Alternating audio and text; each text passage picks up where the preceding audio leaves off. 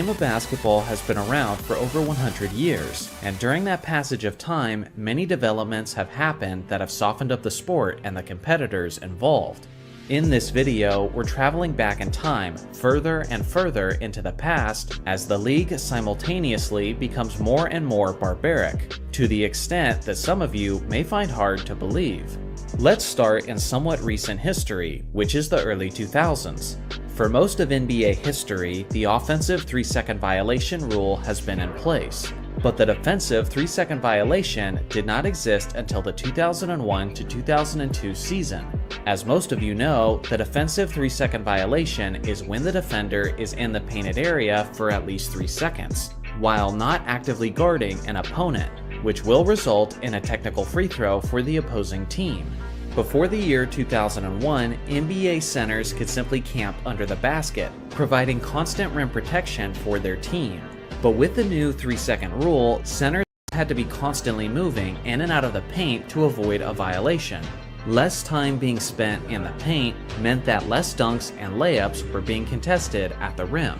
Pre-2001, there was almost always a big simply waiting in the painted area where he could make it difficult for penetrating players to score. Because of this, players in the 90s were frequently receiving contact when getting close to the basket. But with that being said, even that era could be considered soft when compared to the more barbaric decades before it. So let's go a little further back in time. The year is 1990, and the NBA is coming off of a decade of the bad boy Detroit Pistons mauling opposing teams on a nightly basis. For example, the Pistons famously had the quote Jordan rules, which were essentially specific tactics about how they would defend Michael Jordan. One of those tactics was that whenever he got in the air, they would put him on his butt. These methods were extremely dangerous and could certainly result in injuries for some of the premier players in the league. Strategically, from a defensive standpoint, it made sense why there were so many hard fouls in the 1980s. Because if a hard foul is the same penalty as a soft foul, then you might as well make the most of it as the defender and make them think twice about attacking the basket next time. That's when the league decided to change things in 1990 and made a flagrant foul a 2-shot penalty and possession of the basketball and a potential disqualification. This drastic change to the league's officiating made the game significantly less punishing basically overnight. But even the bad boy Pistons look soft when they're compared to the more grueling eras before them. Let's go further back in time. The year is 1980, and the NBA is coming off of a decade where fights and substance abuse were rampant throughout the league. The physicality was also quite intense throughout the 1970s, which caused the league office to evaluate their product and adjust the rules in an attempt to clean up their image. So in the year 1980, they decided to create the original flagrant foul rule. This was not the same as the stricter rule in 1990, but this rule simply defined it as a move that, quote, puts the safety or health of the opposing player at risk. When this flagrant foul was first introduced, it was not 2 free throws and possession of the basketball, but instead it was basically treated as a common foul, with the only additional penalty being that the opposing coach got to choose who shot the 2 free throws. Prior to this rule being established, there was basically no additional penalties for unnecessary roughness while fouling a player, which obviously meant much of the 70s and 60s were like the Wild West, as there wasn't much that you were not allowed to do.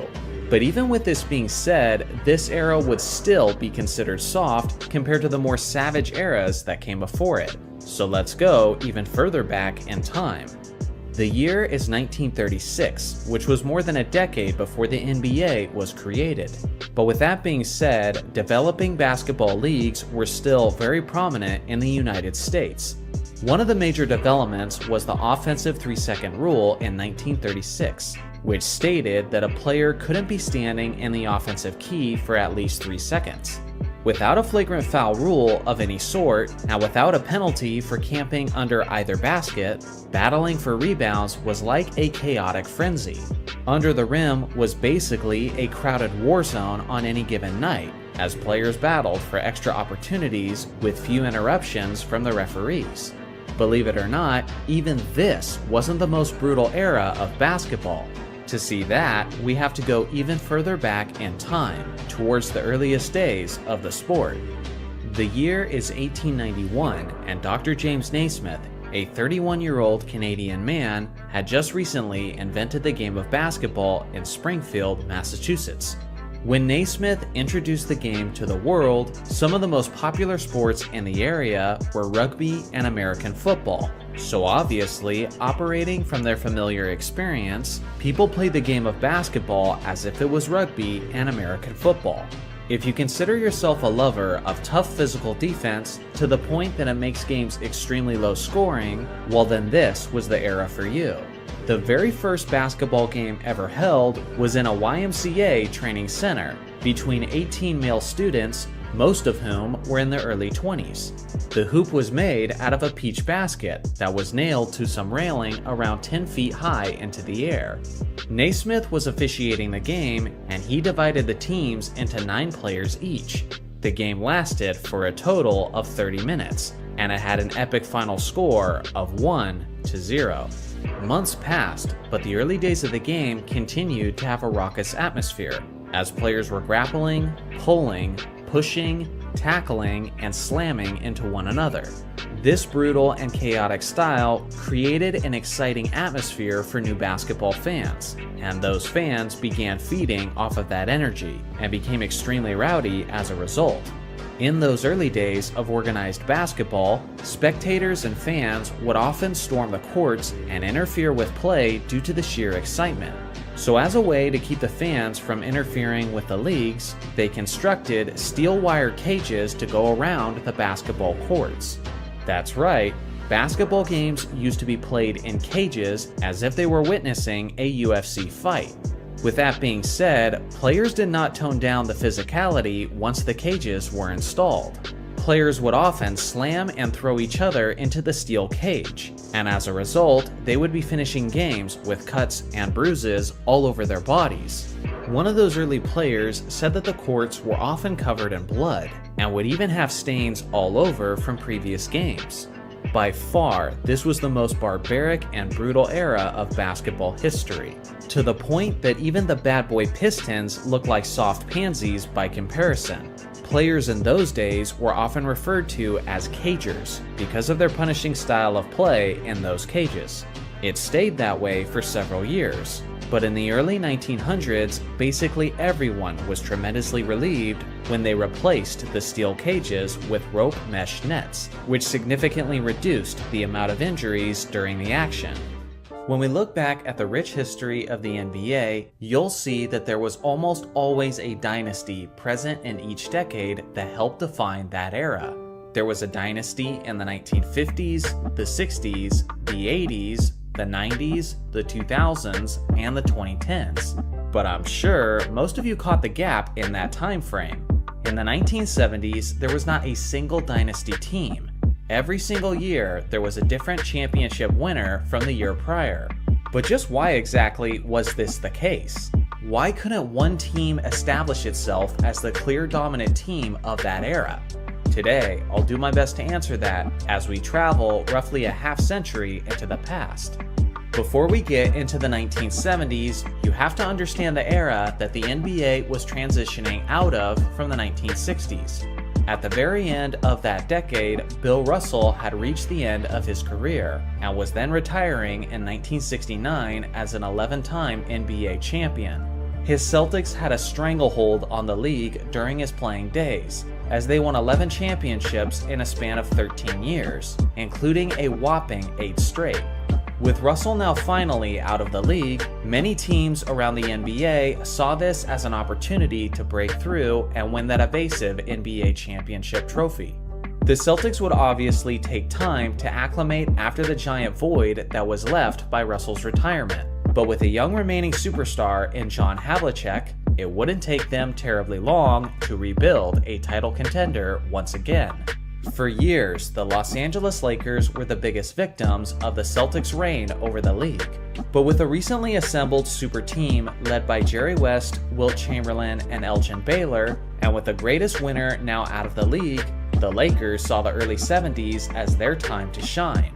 but they were far from the only team retooling and reloading for the more attainable championship. Towards the end of the 60s, the New York Knicks acquired the star point guard Walt Frazier, who was blossoming into superstardom right as Russell was making his exit. With the emergence of Frazier, the Knicks now had a fierce superstar tandem of Willis Reed and Walt Frazier, making them perennial contenders for the East title. Then there was the Milwaukee Bucks, who in 1969 drafted simply the greatest college basketball player of all time, Kareem Abdul-Jabbar, who was then known as Lou Alcindor.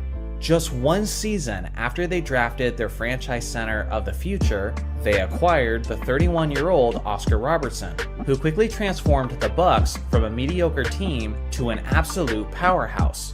And beyond that, another team was emerging, and that was the Baltimore Bullets. With excellent draft selections in back-to-back seasons, they acquired future Hall of Famers Earl Monroe and Wes Unseld. So basically, after the retirement of Bill Russell, the league quickly turned into a gladiatorial bloodbath, with many serious championship contenders all emerging pretty much simultaneously. This translated to a very competitive start to the decade, with various different winners. In 1970, the New York Knicks defeated the Bullets, the Bucks, and the Lakers on their way to winning the NBA championship, as Reed and Frazier acquired their first rings of their careers.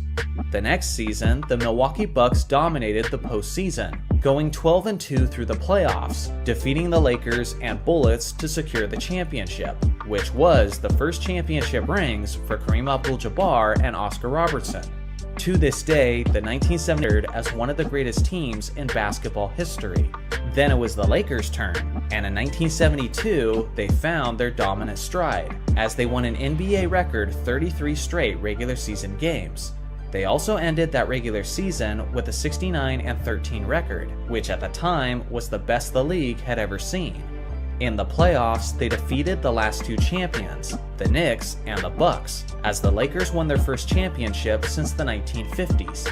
Now at this point, the Celtics had re-emerged as serious title contenders, thanks to their superstar tandem of John Havlicek and the recently drafted Dave Cowens, who was being groomed to be the center to carry the torch after Bill Russell.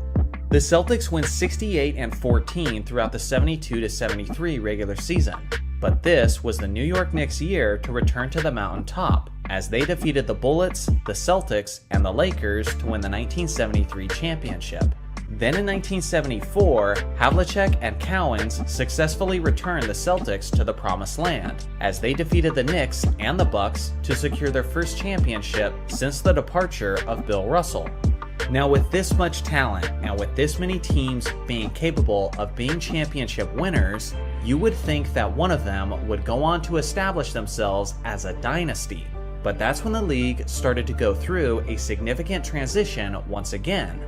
Wilt Chamberlain retired from the Lakers in 1973, Willis Reed retired from the Knicks in 1974, and Oscar Robertson retired from the Bucks in 1974, which would lead to them missing the playoffs the following season, regardless of the fact that Kareem was clearly the best player in the league. With all of these legendary veterans retiring, this opened up the league for younger and newer championship contenders. This led to Rick Barry and the Golden State Warriors winning the championship in 1975, regardless of the fact that they only won 48 games throughout the regular season. In 1976, the Celtics won the championship again, winning their second title in 3 years, appearing as if they were on the verge of becoming a dynasty. But the thing is, John Havlicek was now in his late 30s, and was on a steady decline as he quickly approached his retirement. Along with that, Kareem Abdul-Jabbar had been traded from the Milwaukee Bucks, because he felt that the Midwest culture didn't fit his needs.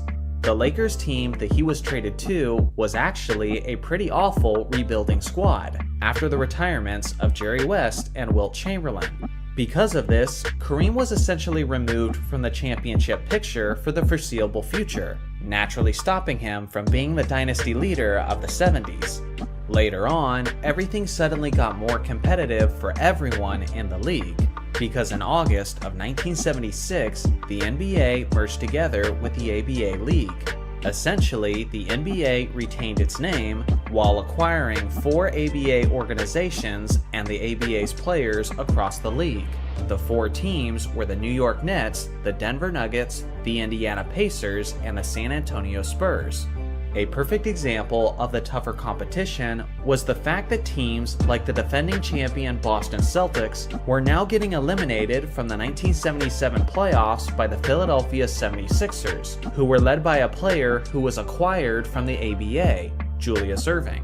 Although the 76ers did go on to lose in the finals in 7 games to the Portland Trailblazers. The Blazers won the 1977 championship, led by their all-time great center, Bill Walton. But for obvious reasons, this Blazers team didn't go on to become a dynasty, as their franchise-leading Walton went on to have one of the most disastrous strings of career-altering injuries that have ever been seen in sports.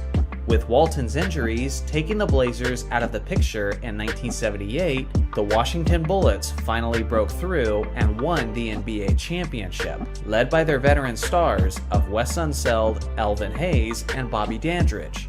The Bullets then tried to repeat in 1979, but they ran into a motivated Seattle Supersonics team for the second straight time in the NBA Finals. But this time, the Sonics were victorious, as they won their only championship in franchise history. And then, in the 1979 NBA Draft, the rivalry of the future took formation, as Magic Johnson and Larry Bird began their rookie seasons in 1979 with the Lakers and Celtics, ushering in the new era and the dynasty teams of the 1980s. So now that we've reviewed the decade on a season-by-season basis, how can we summarize the reasons for a lack of a dynasty? Well, in reality, it was the perfect storm of reasons. To begin the decade, the ultimate winner had retired, sending the dynasty team of the 60s into rebuild mode. The early 70s saw the emergence of many fierce championship contenders, making the prospect of a repeat champion a near impossible outcome. In the mid-70s, veteran superstars on the usual contending teams were retiring left and right, paving the way for new title contenders within the league. The merger in 1976 immediately improved the competition within the league and shook up the power rankings of the NBA as they knew it. Injuries and trades ruined the possibility of all-time great centers becoming dynasty leaders. After the retirements, the trades, the injuries, and the merger, well-balanced and competitive teams alternated championships until the arrival of Magic Johnson and Larry Bird, thus reintroducing dynasties right as the 1980s began. Ultimately, it all makes sense, but with all of the intricate moving pieces creating the perfect storm for a decade of parity, it kind of reveals just why a dynasty-free era is so rare within the NBA. The flop. To many basketball fans, it's one of the most disgusting, vile, and disgraceful displays of unsportsmanlike conduct that we can witness on a frequent basis. Yet we can't deny its competitive advantage and how some have perfected it down to an art form. For those of you who don't know, a flop is basically defined as this. It's when a player makes an intentional fall or stagger after little to no physical contact by an opposing player in order to draw a foul call by an official against the opponent. By nature, it is extremely deceitful and requires plenty of dramatized acting in order to convince the official to blow the whistle. With that being said, some players are better actors than others, and some are incredibly crafty at finding creative ways to draw the foul. Some of these modern players are guys like Chris Paul, LeBron James, Marcus Smart, and of course James Harden, just to name a few. Just a quick history lesson, although flopping is more prevalent now than ever before, it's not a new phenomenon by any means. In fact, flopping in the game of basketball goes as far back as the 1960s, as former Boston Celtic and a 7-time NBA champion Frank Ramsey made it a regular part of his game. It was something he personally admitted to as he spoke about his flopping tendencies from an article in Sports Illustrated that was published in 1963. Not only was Ramsey referred to as the master of deception, but he talked about how he was often booed and heckled by the fans for his obvious acting. Given the fact that Ramsey wasn't really a superstar, and given the fact that he played basketball in the 1960s, unfortunately, there is very little footage available displaying his flopping tendencies. Although it would be nearly impossible to claim who was the first player to attempt the flop, I think it's fair to say that Ramsey was certainly one of the first floppers of NBA history. Like I said before, there wasn't a ton of flopping on a widespread level throughout the league during that era. The 70s and 80s were extremely physical decades of the NBA, and the general mentality of the players was much more focused on presenting a tougher image.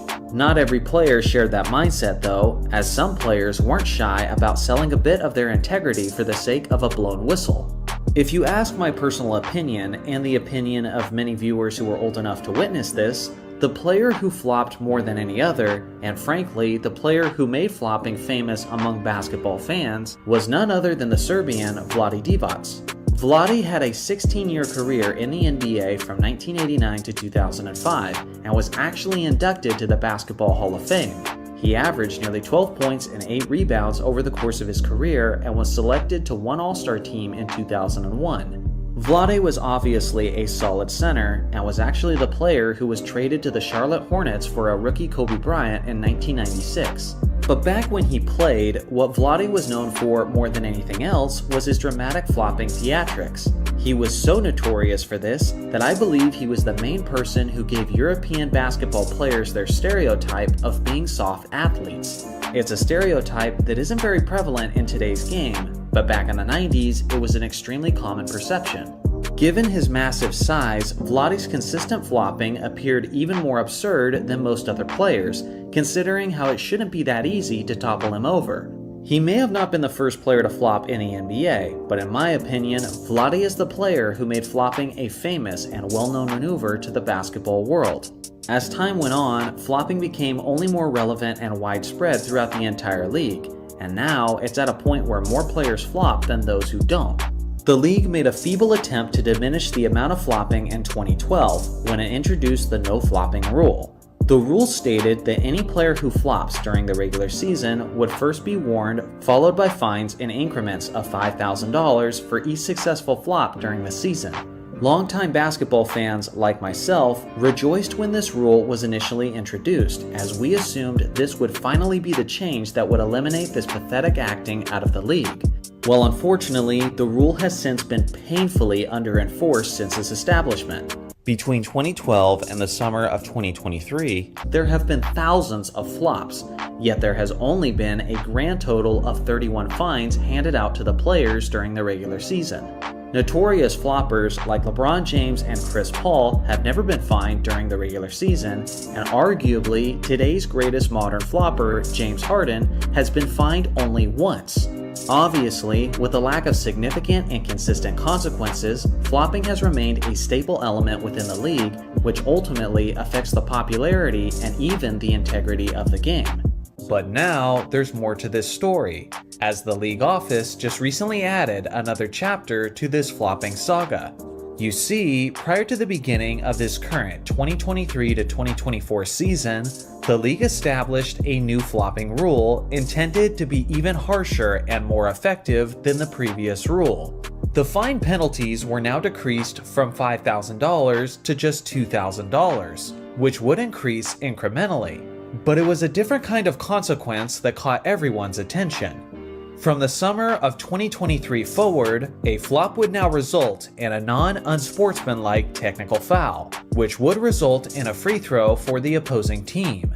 This was a massive deal, because for the first time in NBA history, flopping violations would result in immediate points for the opposing team. This is the level of consequences that I was originally hoping for. But still, my optimism was held in check.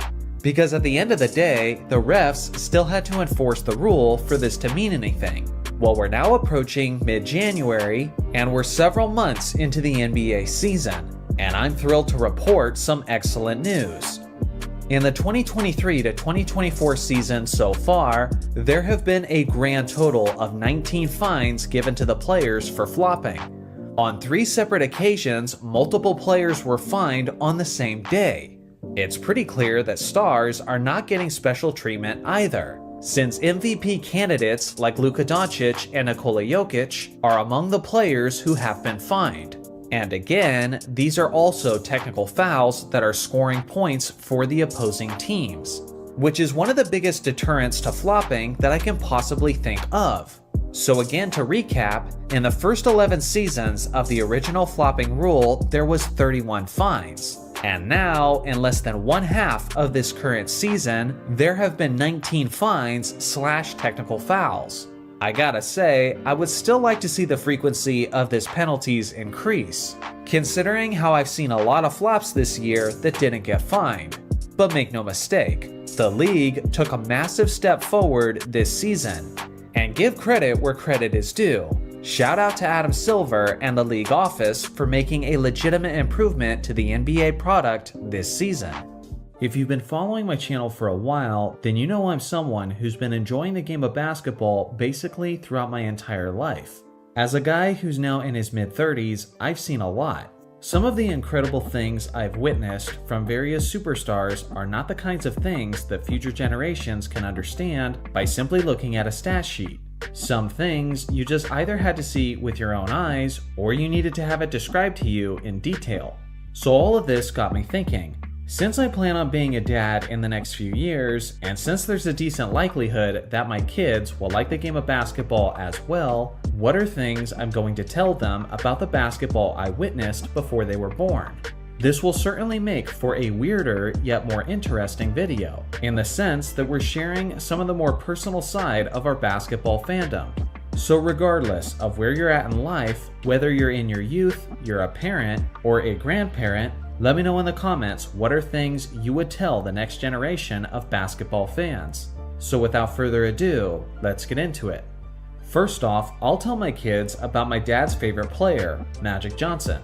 Although I'm not old enough to have witnessed Magic's prime as it was actually happening, I was able to watch a countless number of full games thanks to my dad recording basically everything he saw on VHS tapes. I will tell my kids that I never saw a point guard as mesmerizing as Magic Johnson.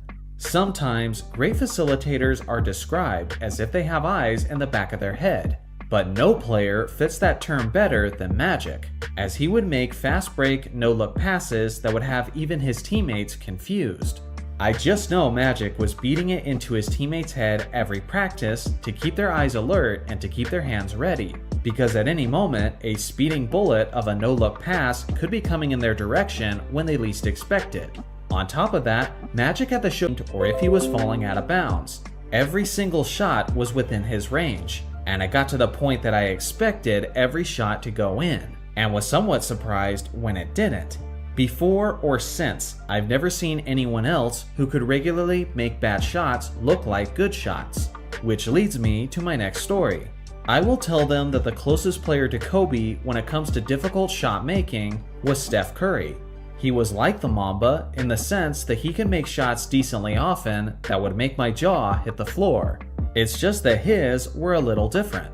I'll tell them that Steph changed the game by forcing defenses to cover the ball handler the instant he crossed half court. Again, Kobe had the greatest wow factor, but Steph was the closest behind him. Now for the next story that I'll tell my kids, I'll probably aggravate quite a few people who are watching this video. But I don't care. Get your own kids. I will tell them about the difference between Michael Jordan and Kevin Durant. To me, the biggest difference that separates them from a character and legacy standpoint is also an important analogy and lesson for how we approach life. Let's start with Michael Jordan. When this guy was drafted, he was obviously a very hyped prospect with loads of talent and potential. But the organization he was joining in Chicago was an absolute joke at the time he arrived. They had never won a championship, they had no history of being successful whatsoever, and frankly, their own city was hardly even interested in watching them play. MJ changed all of that through hard work and commitment by being one of the strongest competitors and one of the most driven individuals in the history of sports.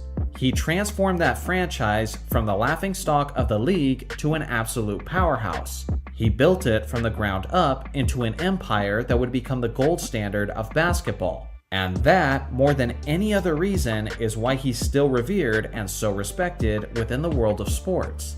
Then you have Kevin Durant. In a way that was similar to Jordan, Durant was a highly desired prospect heading into the NBA draft. As a player who was around 7 feet tall and had the skills of an elite perimeter shooter, people saw that he had the potential to be one of the select few greatest players of all time. But unlike Jordan, Durant didn't stick around to build his organization into a champion from the ground up, but instead he took the path of least resistance and joined the team that had just beaten him, that had already won a championship, and that had the greatest regular season record in NBA history.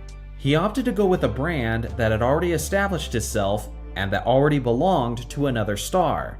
Because of this, even after he was able to win 2 championships with the team, he was never respected to the extent that he would have been if he built up a championship team somewhere else.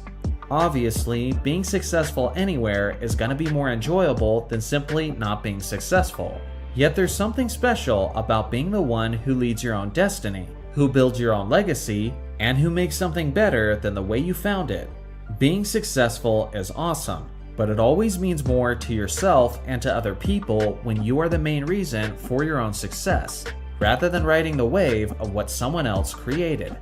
Additionally, if my kids ever asked me what was the best era of basketball that I ever witnessed, I will tell them the 2000s. I don't think this will be a popular choice with many of my viewers, because from a physicality and rivalry standpoint, the 80s and 90s are usually held on the highest pedestal.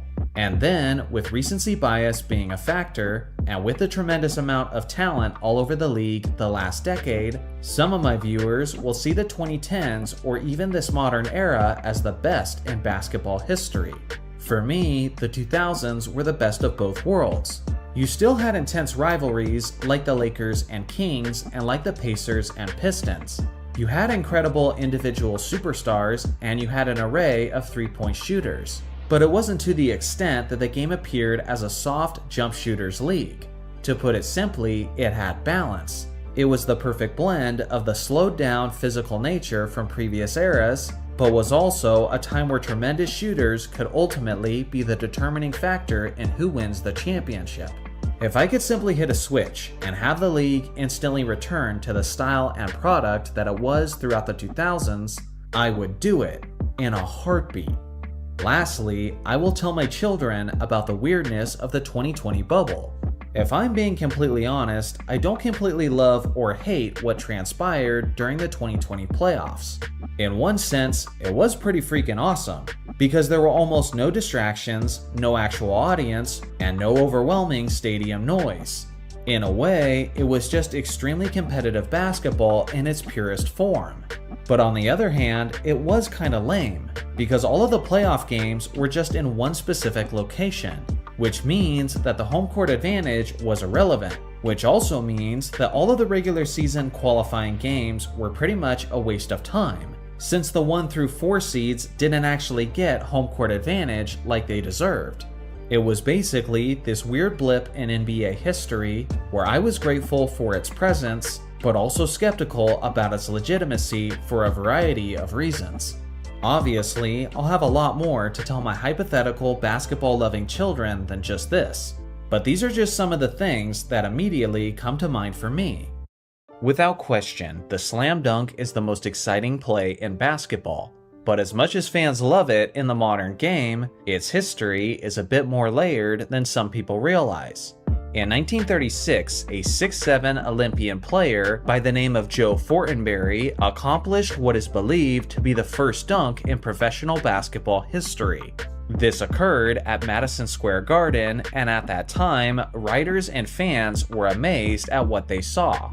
The New York Times described the move as if he had pitched the ball downwards into the hoop, much like a cafeteria customer dunking a roll in coffee. In the 1940s, a 7-foot player by the name of so much that he made it a regular part of his game. As a dominating tower of a player, Bob went on to be an Olympian gold medalist.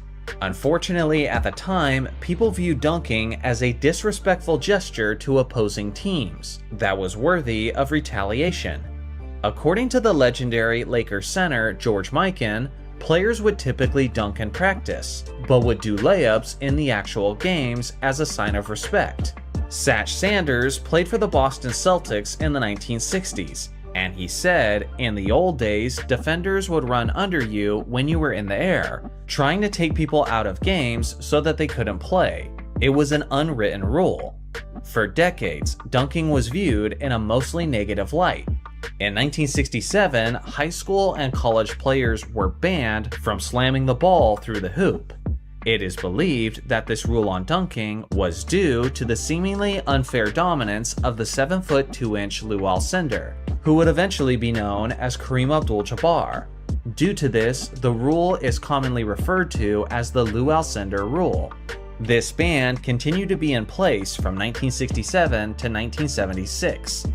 In 1976, the American Basketball Association hosted the first ever professional slam dunk contest, which was held during the halftime of their All-Star game. The contest was won by the man known as Dr. J, Julius Erving, which was thanks mostly to his iconic dunk from the free throw line, which is a dunk that would eventually become even more famous with the additions by Michael Jordan. Thanks to this memorable evening in the ABA, the slam dunk didn't just become accepted again, but it essentially became cool overnight.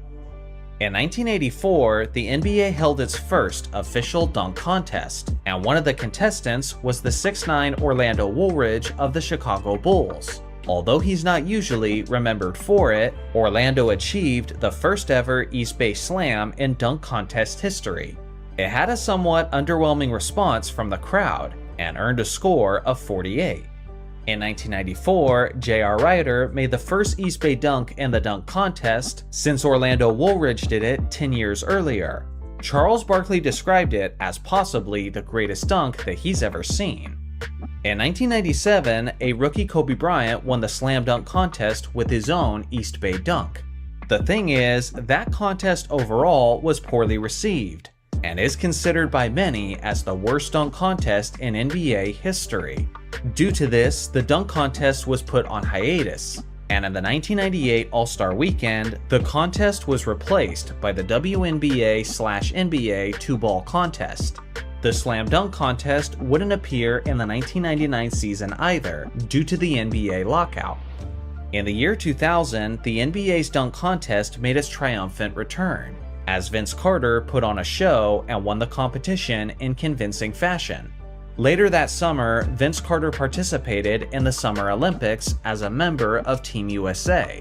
In a game against France, he famously achieved the quote dunk of death, where he jumped clear over the 7'2" Frederick Weiss to complete the slam. Thanks to Carter's incredible dunking display in the year 2000, he's now widely viewed as the greatest dunker in NBA history. As the years have gone on, our adoration and fascination with the dunk only seems to be growing.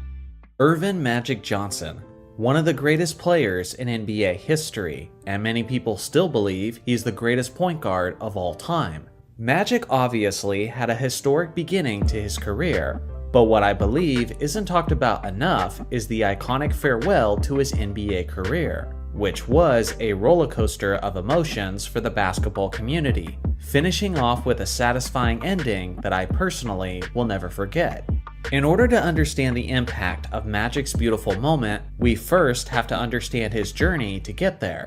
Let's go all the way back to early June of 1991.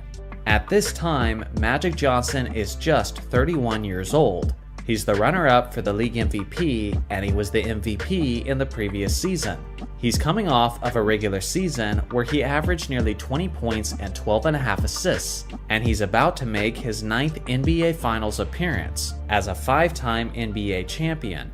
To summarize it all, Johnson had just entered his early 30s and appeared to be every bit as good as he ever was before. Even without the recently retired Kareem Abdul-Jabbar as a teammate, Johnson was still able to lead his Lakers to the NBA Finals yet again. He had already built a resume worthy of being called the greatest point guard ever, and he seemingly still had a second half of his career ahead of him. When the 1991 Finals began, Magic was going toe-to-toe with the prime Michael Jordan. And although Michael ended up being the Finals MVP, Magic displayed a remarkable effort of his own. Many people believe that the Lakers never really had a true opportunity in this series, since Magic's two best scoring options, James Worthy and Byron Scott, both dealt with injuries throughout and missed a significant amount of time. Even without his two best weapons in the elimination game, Magic still put up 16 points, 20 assists, and 11 rebounds. What he didn't realize, and what none of the audience had realized either, is that this would be his last NBA Finals game of his entire career. Because a few months later, on November 7th, 1991, Magic held one of the most shocking press conferences in the history of sports. It was at this moment that the world became aware that the face of the Showtime Lakers was now HIV positive. At the time, little was known about the disease, so the assumption from almost everyone was that in a matter of months, he would lose a tremendous amount of weight and then pass away.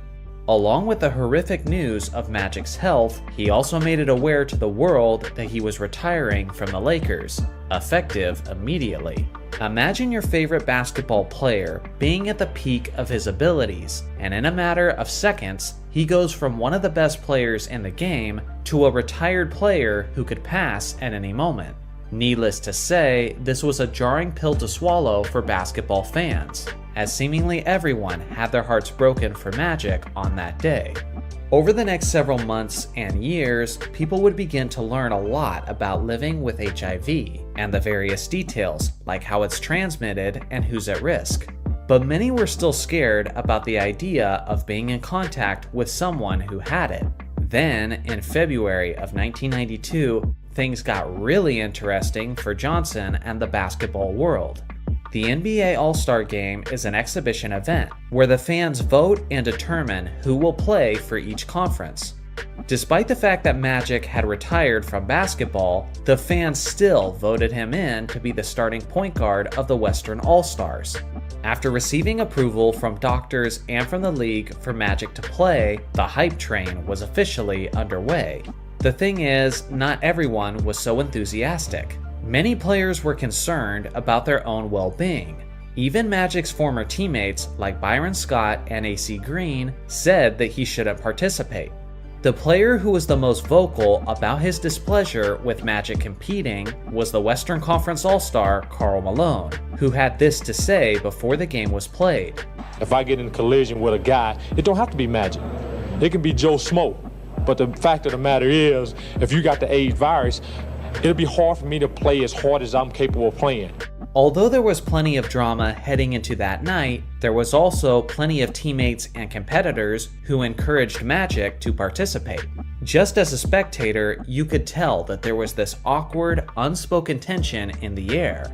But you could also sense the excitement and the magnitude of the moment, as the Orlando crowd gave Johnson a standing ovation during player introductions.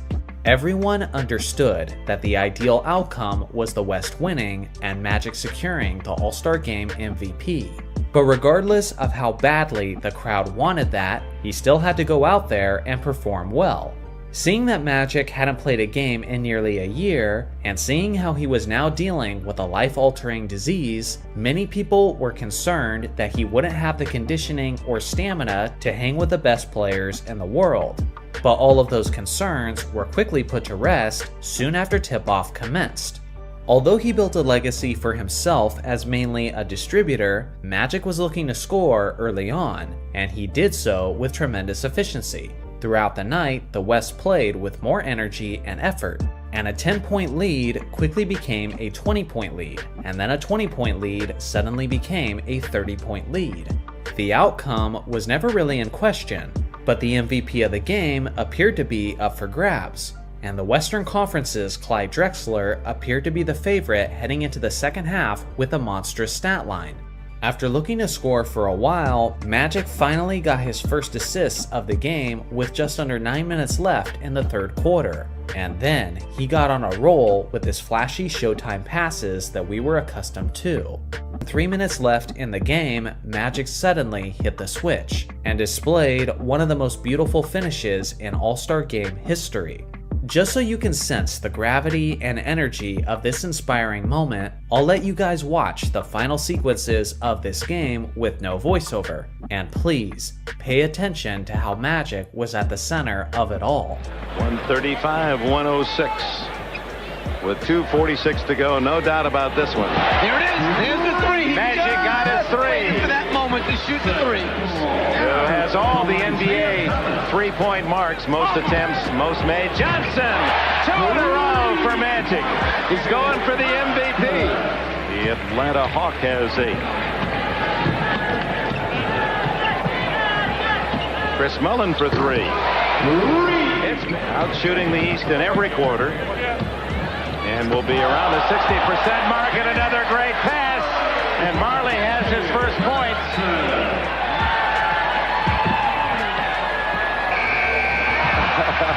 Magic raises this.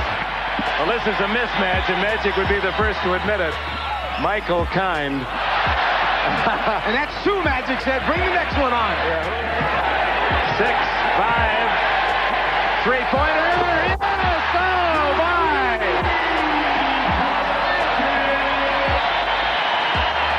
Ladies and gentlemen, you just can't orchestrate it better than that. When Magic hit that final falling away three-pointer, there was still 15 seconds left on the clock. Yet no one on the court seemed to even care, as they all surrounded and congratulated the Lakers legend. The game ended on the spot. It was a perfectly fitting and poetic way for the game to end, with a Magic Johnson jumper. Any question of who was the game's MVP now had an obvious answer, as Magic finished the game with 25 points, 9 assists, 5 rebounds, and 2 steals on 75% shooting. What started as a somewhat dramatic and awkward event ended up as one of the most uniting and inspiring conclusions in the history of sports. At the time, everyone believed that this was the last NBA game that he would ever participate in. And up until Kobe's farewell game in 2016, this exhibition contest stood alone as the most incredible farewell game by a Los Angeles Laker. Amazingly, over 3 decades later, Magic is still going, with the same smile and with the same enthusiasm that he was famous for. He's known as the captain, Kareem Abdul-Jabbar. For many years, he was the NBA's all-time leading scorer, and before Michael Jordan won his 6 championships, most people considered Kareem as the greatest player in basketball history. To this day, some still do. Heading into the 1988-89 NBA season, Kareem was 41 years old. He was a 6-time league MVP, a 6-time NBA champion, and a 2-time Finals MVP. Alongside of Magic Johnson and James Worthy, Kareem and the Lakers were looking for their 3rd straight title. It was an extra emotional time in Los Angeles though, because Kareem had announced that this would be his last season in the NBA long before the regular season had concluded. With this in mind, the Lakers were motivated to win the championship yet again for their star center, sending him out on a high note and delivering a storybook ending. But now we fast forward in time. In June of 1989, the NBA Finals were about to take place between the Los Angeles Lakers and the Detroit Pistons. At first glance, it seemed like a colossal battle between 2 dynastic teams, but to understand the shocking results of this series, context is needed. The Detroit Pistons were a strong team who had finished the regular season with a 63-19 record. The team was rich in talent with veterans like Isaiah Thomas, Joe Dumars, Bill Laimbeer, Mark Aguirre, Dennis Rodman, and Vinnie Johnson. They had an all-time great defense and one of the deepest rosters the NBA had ever seen. All of this team was incredibly talented and appeared on paper as if they were championship ready, but the Pistons were yet to prove it in the postseason, and many were skeptical about their abilities to dethrone the defending champions. Just 1 year earlier, the same 2 teams met in the 1988 NBA Finals, and after a long, hard-fought 7-game series, the Lakers had come out on top, like they had many times throughout the 1980s. The Los Angeles Lakers were heading into the '89 Finals as the defending back-to-back NBA champions, who were seeking the NBA's first three-peat since the 1960s. All of the momentum was clearly on the Lakers' side. The 1987 and 1988 Los Angeles Lakers are still recognized even to this day among the greatest teams in NBA history. The Lakers had begun the decade with a championship and were looking to finish off the decade with their third straight championship and sixth championship in the 80s. They seemed poised to do it too. Magic Johnson was arguably the NBA's best player at the time and led the Lakers to have the best offense in the NBA that season, while securing the League MVP award. He was accompanied by his usual Hall of Fame supporting cast, like James Worthy, who was in the prime of his career and was coming off of last year's Finals MVP award. And of course, he also had Kareem Abdul-Jabbar, that would be retiring at the end of the season. So the still productive captain of the Los Angeles Lakers was anticipating a fairy tale ending for his career, securing a legendary 7th NBA championship ring as he rode off into the sunset. The story of the season appeared to be indicating that destiny was in fact on the Lakers' side. Not only was the narrative supporting the Lakers, but so was the eye test. The Lakers were an absolute juggernaut throughout the 1989 Western Conference playoffs. The Lakers began the first round of the playoffs by sweeping the talented Portland Trailblazers 3-0. The second round, they swept an even better Sonics team 4-0. And then they destroyed the powerful 55-win Phoenix Suns in the conference finals 4-0. The Lakers were undefeated throughout the Western Conference playoffs. They were heading into the NBA Finals against the Detroit Pistons, looking to make history and become the only team ever to go undefeated in the NBA playoffs. As a quick recap, the Lakers were going for their third straight title against the team they had just beat the previous year, looking for the exclamation point of a sixth championship in a decade that they had already claimed as their own, led by the league MVP on the final year of arguably the greatest player of all time, with a chance to declare themselves as the greatest team of all time by finishing out an undefeated postseason run, which had never been done before in the history of the NBA. Both of these finals teams were incredibly talented and championship worthy, so a sweep wasn't necessarily expected, but it was presumed that if a sweep was going to happen, it was going to be the Lakers who were doing the sweeping. But as we like to say in the sports world, that's why they play the game. As a footnote, the Los Angeles Lakers shooting guard Byron Scott would be missing the series for his team after popping his hamstring in practice the day before the finals began. With that being said, Michael Cooper was replacing him in the starting lineup. Cooper was a former Defensive Player of the Year and a quality three-point shooter in the NBA during his era, so the Lakers still appeared to be in great shape. When the games began, the Pistons got off to a hot start and never relinquished it. The absence of Byron Scott was beginning to be felt in this series. With Scott unavailable, the Lakers' rotation suffered, and defending all of the Detroit Pistons' perimeter scoring guards became even more difficult. The Pistons took the first game 109-97, leaving the Lakers' hopes of an undefeated postseason run in shambles. The Lakers were poised to bounce back in Game 2. Despite Joe Dumars taking advantage of the Lakers being shorthanded on guards and dropping 24 points in the first half alone, the Lakers still managed to have a 62-56 lead at halftime. If the Lakers could hold on, they would be tying the series at a game apiece, while taking home court advantage with the series heading back to Los Angeles. But that's when disaster struck. With only several minutes left in the third quarter, the Lakers were up by a bucket, and Detroit was on a fast break when Magic Johnson started hobbling. He had pulled his hamstring, and the pain was clearly seen on his face. Magic wanted to push through it, but eventually he had no choice but to sit out the rest of the game. With their MVP gone, the Lakers fought valiantly, but ultimately came up short, falling to the Pistons 108-105. With Game 3 being played back in Los Angeles, the Lakers found themselves in a must-win situation. With the season on the line, Magic Johnson started Game 3, but he wouldn't last very long. After just 5 minutes of play, Magic left the game with severe pain in his hamstring. The still talented Lakers stepped up to the challenge and tried to win at home without their best player. But despite James Worthy's 26 points and Kareem's vintage effort of 24 points and 13 rebounds, the Pistons' healthy talent still prevailed in a close one, 114-110. At this point, the writing was on the wall for the Lakers. Magic Johnson didn't even try to play in the 4th game of the NBA Finals. James Worthy was one superstar who wasn't going out without a fight, and dropped an efficient 40 points in Game 4. Despite the Lakers' good start to the game, the Pistons' overall healthy talent eventually wore them down, winning the 4th and final game of the series, completing what is now known as one of the most stunning sweeps in NBA history.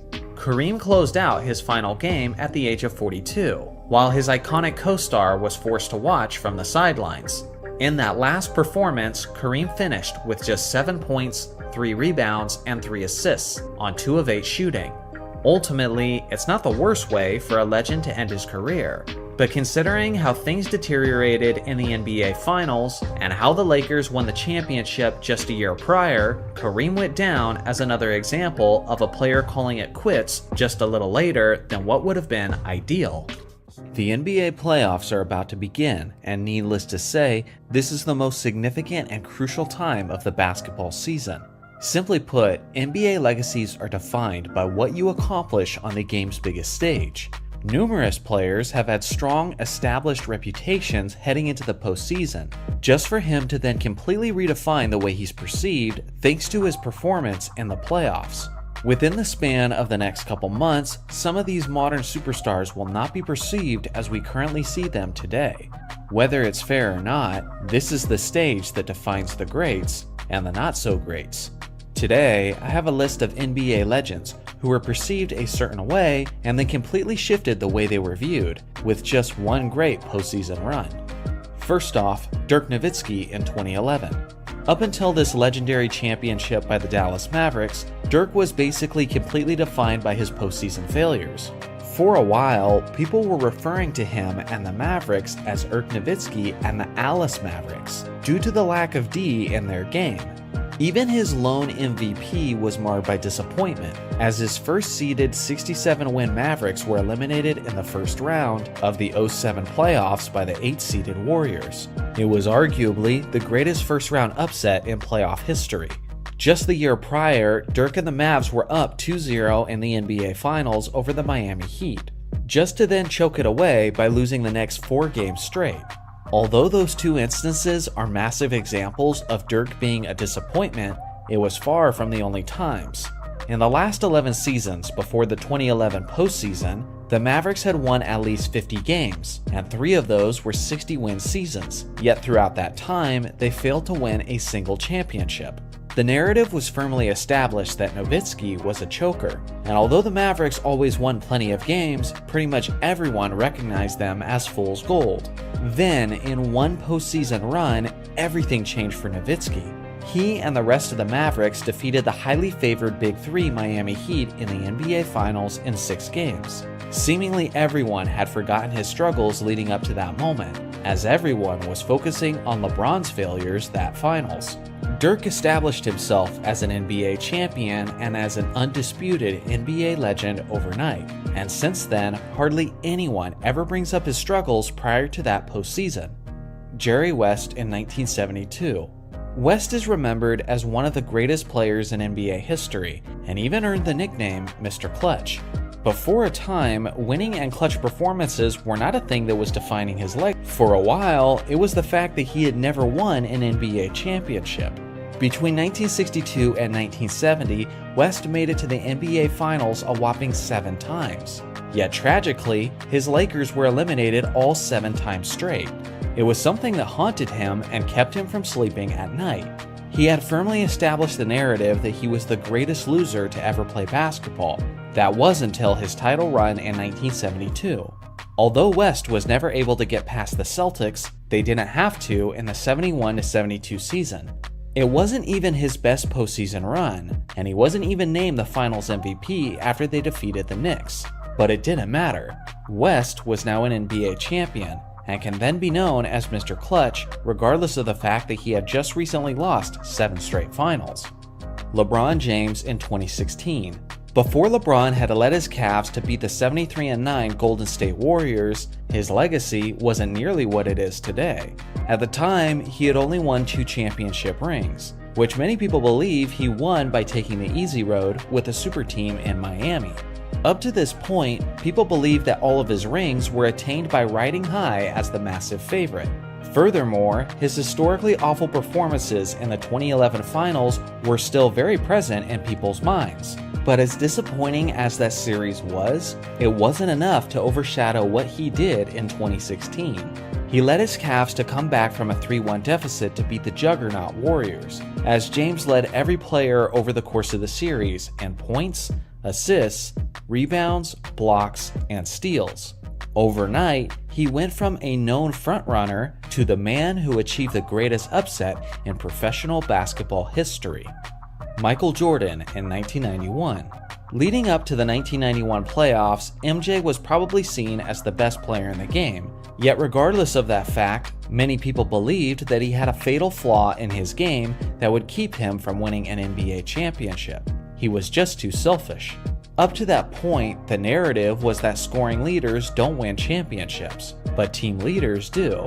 And can you blame them? In the 60s, Wilt did all the scoring, but Bill won the championships. In the 80s, neither Bird or Magic won a single scoring title, but they won almost all of the rings in that era. This wasn't just a perception of the time, but a historical fact, considering how since the NBA merger, not a single scoring champion had won the NBA championship. MJ was on a streak of 5 scoring titles, so his individual talent wasn't in question, but his legacy was. Fittingly, Jordan was matched up against Magic Johnson in the 1991 NBA Finals, who many people viewed as the ultimate team player and leader. Obviously, you know how this played out. Jordan and the Bulls won the championship in 5 games, and he did it while leading all players in scoring. Not only did people immediately start to view Michael Jordan differently, but he destroyed the entire belief system that a scoring champion can also be an NBA champion. Simply put, he broke the mold. These are just some of the players who had their legacies change seemingly overnight based on their performances in the playoffs. Makes you wonder which NBA stars will be changing their legacies and reputation in these current NBA playoffs. Guess we'll just have to wait and find out. When we take a moment to look back at the greats of the game, we notice several pillars of the sport who were able to achieve things that seem almost impossible by today's standards, like Wilt Chamberlain's 100-point game, his 50 points per game average, and even his mind-blowing quintuple-double. But one area that stands out specifically was the way these giants of the game were able to dominate the boards to an extent that is difficult to comprehend. Wilt Chamberlain once had a streak of 12 seasons where he averaged at least 20 rebounds per game, while Bill Russell had a streak of 10 seasons with at least 20 rebounds per game. Since the late 1960s, no one else has averaged 20 rebounds per game. Not Dennis Rodman, not Moses Malone, not Andre Drummond or Dwight Howard. Absolutely no one. Wilt once got 55 rebounds in a single game, and no one in the last 50 years plus has ever got as many as 40 rebounds. Russell once got 40 rebounds in a deciding 7th game of the NBA Finals. The NBA record for the most rebounds in a single season is by Chamberlain in 1961, when he pulled down a total of 2,149 rebounds. He also owns the 2nd spot, the 3rd, the 4th, 5th, 6th, and 7th spot on that list. Between Russell and Chamberlain combined, they own 19 of the top 20 spots on the NBA's all-time rebounds list. I think you guys get the point. Chamberlain and Russell dominated the boards to an extent that made them seem like demigods, and comparing other great rebounders of the game to them seems laughable to even suggest. But just why exactly were these two legendary rebounders so broken? Was it all about their skills and talent alone? Or was there other key contributing factors that elevated them to astronomical heights? Today, I'll do my best to answer that as we analyze the players, the eras, and the rules that could have played a factor in this scenario. First off, let's take a look at the attributes of the two players who had a stranglehold on rebounding, Chamberlain and Russell. Not only were these two players massive, Chamberlain standing at 7 foot 1 inches tall and Russell at 6'10", but they were both insanely athletic, even by modern big man standards. Both Chamberlain and Russell competed as track and field athletes in college.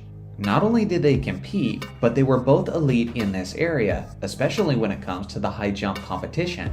At the University of Kansas, Wilt won the Big 8 championship a total of 3 times, reaching upwards of 50 inches on the high jump.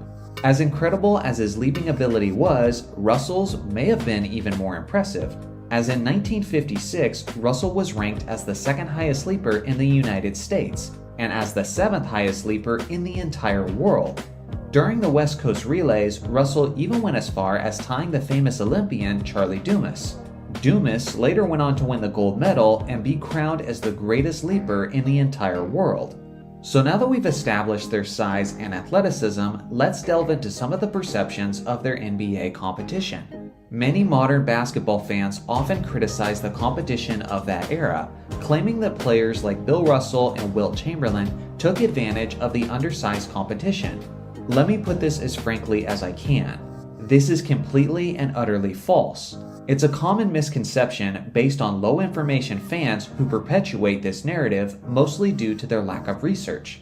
The average height of an NBA player in 2022 is 6 foot 6 inches tall. The average height of the NBA player in 1962 is 6 foot 5 inches tall. But you also have to consider that most players were measured with their shoes off back in the 60s. So if there is in fact a difference, it's extremely insignificant. But that's just the average player. How about we look more specifically at the center position? I spent way too much time crunching these numbers myself, and the average height of the NBA center in 2022 is 6 foot 10 inches tall. And 60 years ago, in 1962, it was also 6 foot 10 inches tall. Simply put, if Russell and Chamberlain dominated the game for reasons related to their era, it definitely had nothing to do with the size of their competition. So now that we've considered their size, athleticism, and competition, it's probably safe to say that they would put up some of these rebounding numbers if they played in the modern game, right? Nope, not exactly, because there's still several other factors. For one, Bill Russell and Wilt Chamberlain took less breaks throughout their career. These two players sit in the top 2 spots for the highest minutes per game average in NBA history. Wilt with a career average of 45.8 minutes and Bill at 42.3 minutes. To put that in perspective, the current 2022 leader in minutes per game is Fred VanVleet, and he's only playing 38.6 minutes a night. When Wilt averaged 25.7 rebounds in 1962, he played every single minute he possibly could have, as he averaged 48.5 minutes per game that season. Obviously, more time on the court is going to boost your numbers all around, but it's also worth appreciating the amount of stamina and dedication that it takes to be on the floor for that long, especially on a night-to-night basis. If everyone could do it while remaining healthy and effective, then every great player would. Russell and Chamberlain are just the 2 guys who could actually pull that off. Although Chamberlain and Russell were clearly the most dominant rebounders of their era, they simply weren't the only players putting up goofy rebounding numbers compared to today's standards. Almost every big man in the 60s was. Of the highest rebound seasons in NBA history, the top 25 spots are all owned by players who played in the 1960s. That's not a coincidence, that's a trend. Many 90s basketball fans would say that Dennis Rodman is the greatest rebounder they've ever seen, and at his very best, Rodman averaged 18.7 rebounds per game in 1992. In the 1962 season alone, 4 players averaged more rebounds per game than Dennis Rodman did at his very best. The general rebounding numbers were significantly higher for centers in the 1960s, and there's several reasons for this. For one, the three-point line did not exist yet. Some of you hoopers have heard your coach say this term: long shots equals long rebounds. Due to the basketball hitting the iron harder when it's a shot from a greater distance, more rebounds are being acquired at the perimeter, which is a big reason why you're seeing many guards average much more rebounds than the position usually averaged in years past. Russell and Chamberlain basically never had to deal with these perimeter rebounds, since the three-point line did not exist in the years they played. With a lack of the three-point line, more shots were taken close to the basket, which meant more rebounds were easily within their reach. This isn't just pertaining to Russell and Wilt, but it naturally boosted the rebounding totals of the center position as a whole. Second is the fact that the pace of play was much faster in the 1960s, which means more possessions, which equals more shot attempts, which also means more opportunities to get rebounds. Just how impactful was that pace of play? Well, consider this stat. In this current 2022 season, teams are averaging 88 shot attempts per game, and in 1962, teams were averaging 107.7 shot attempts per game. That's for each team in the game, which means that each basketball game in the 1960s had nearly 40 more shots taken each night compared to what modern fans are used to. If roughly half of those shots are missed, then that's around 20 more rebounds that were up for grabs each night. But that's also if we assume that field goal percentages are about the same in the 60s, and they definitely were not. The third reason why rebounding was higher in the 60s was the fact that the league was, by and large, not as efficient shooting the basketball, as the jump shot was still early in its evolution. Today, teams are shooting about 46% from the field. In the 80s, they shot generally around 48% from the field, and in the 60s, it got as low as 41% from the field. Faster play, more shots, and less makes is a recipe for a massive rebounding advantage for 60s players. In this modern year in the NBA, teams are averaging about 44.8 rebounds a game. 60 years ago, they were averaging 71.4. That's basically the equivalent of making 2-point shots worth 3 points and making 3-point shots worth 4 points, and then acting surprised when more players are having 40-point games. So in conclusion, if someone asks you if Chamberlain and Russell were able to get all of those rebounds because of how good they were, or if it was because of the era they played in, the appropriate answer is simply yes. Throughout the decades, there have been many disappointing NBA franchises. Several organizations have a reputation of consistent losing. But in order to take the title of the most cursed franchise in NBA history, a team has to have more than failure. It needs to have the expectations and potential set to astronomically high levels just to end up falling tremendously short. One specific organization fits that description to a T: the Portland Trailblazers. Yes, Portland has one lone championship banner hanging up in the rafters, but that title goes all the way back to the year 1977, and considering the opportunities they've had, this is a franchise that should have many Larry O'Brien trophies, not just one. In order to understand just how far the franchise fell from its potential, we have to take it all the way back to the team's inception. The Portland Trailblazers started as an NBA expansion team in the 1970-71 season. Like most expansion teams, the Blazers struggled out of the gates, as they missed the playoffs in their first 6 seasons of existence. Fortunately, they had one of the all-time great centers by the name of Bill Walton. With Walton at the helm, the Blazers achieved the unexpected and won the NBA championship in the 1977 season. The Blazers started the following season looking as if they were ready to repeat, and through the first 60 games, they had a 50-10 record. At this point, many people in basketball circles were predicting this team to be an NBA dynasty. Unfortunately, this is where everything began to go downhill. Walton suffered a broken left ankle that caused him to miss the remainder of the season. This certainly wasn't anything out of the ordinary for Walton, as the guy has an injury history long enough to make even Anthony Davis blush. The thing is, Walton suffered so many reoccurring injuries that he began blaming the Blazers medical team and demanded that the organization trade him. Having recently won the championship, Portland's management was hesitant to trade their superstar big man, so in a protest, Walton sat out the entirety of the 78-79 season. By that point, Walton was now a free agent and signed with the San Diego Clippers. If there was anyone who put a curse on the Portland franchise, it was probably Bill Walton on his way out the door, as the Blazers have struggled to replicate their success ever since. After many years of missing the playoffs or early postseason exits, the Blazers found themselves in the 1984 draft with the 2nd overall pick. The incredible Hakeem Olajuwon had just been taken with the first pick by the Houston Rockets. Now remaining on the board was the hyped 7'1" prospect out of Kentucky, Sam Bowie, and then some shooting guard named Michael Jordan. With Portland on the clock, management considered the fact that they already had a young phenom by the name of Clyde Drexler at the shooting guard position. So instead of taking Jordan, they decided to select the big man Bowie in order to fill their lacking center position. This is yet another great example of why you should draft players based on their talent and not by your position needs. Bowie went on to be a bust as he not only struggled with injuries, but he also failed to live up to the production levels that scouts expected. Meanwhile, Michael Jordan simply went on to be the consensus greatest player of all time. This was a mistake that still haunts Portland to this very day, but unfortunately, this wasn't the last time that they would make this kind of mistake. More on that in a bit. With an extremely talented roster, led by all-stars like Clyde Drexler and Terry Porter, the Blazers made it to the NBA Finals twice, in 1990 and in 1992. Unfortunately, they ran into two juggernauts. They were defeated by Isaiah Thomas and the Detroit Pistons in 1990, and then defeated by Michael Jordan and the Chicago Bulls in 1992. From this point on, the Blazers would consistently make the playoffs, but were never really considered again as true title contenders until around the year 2000.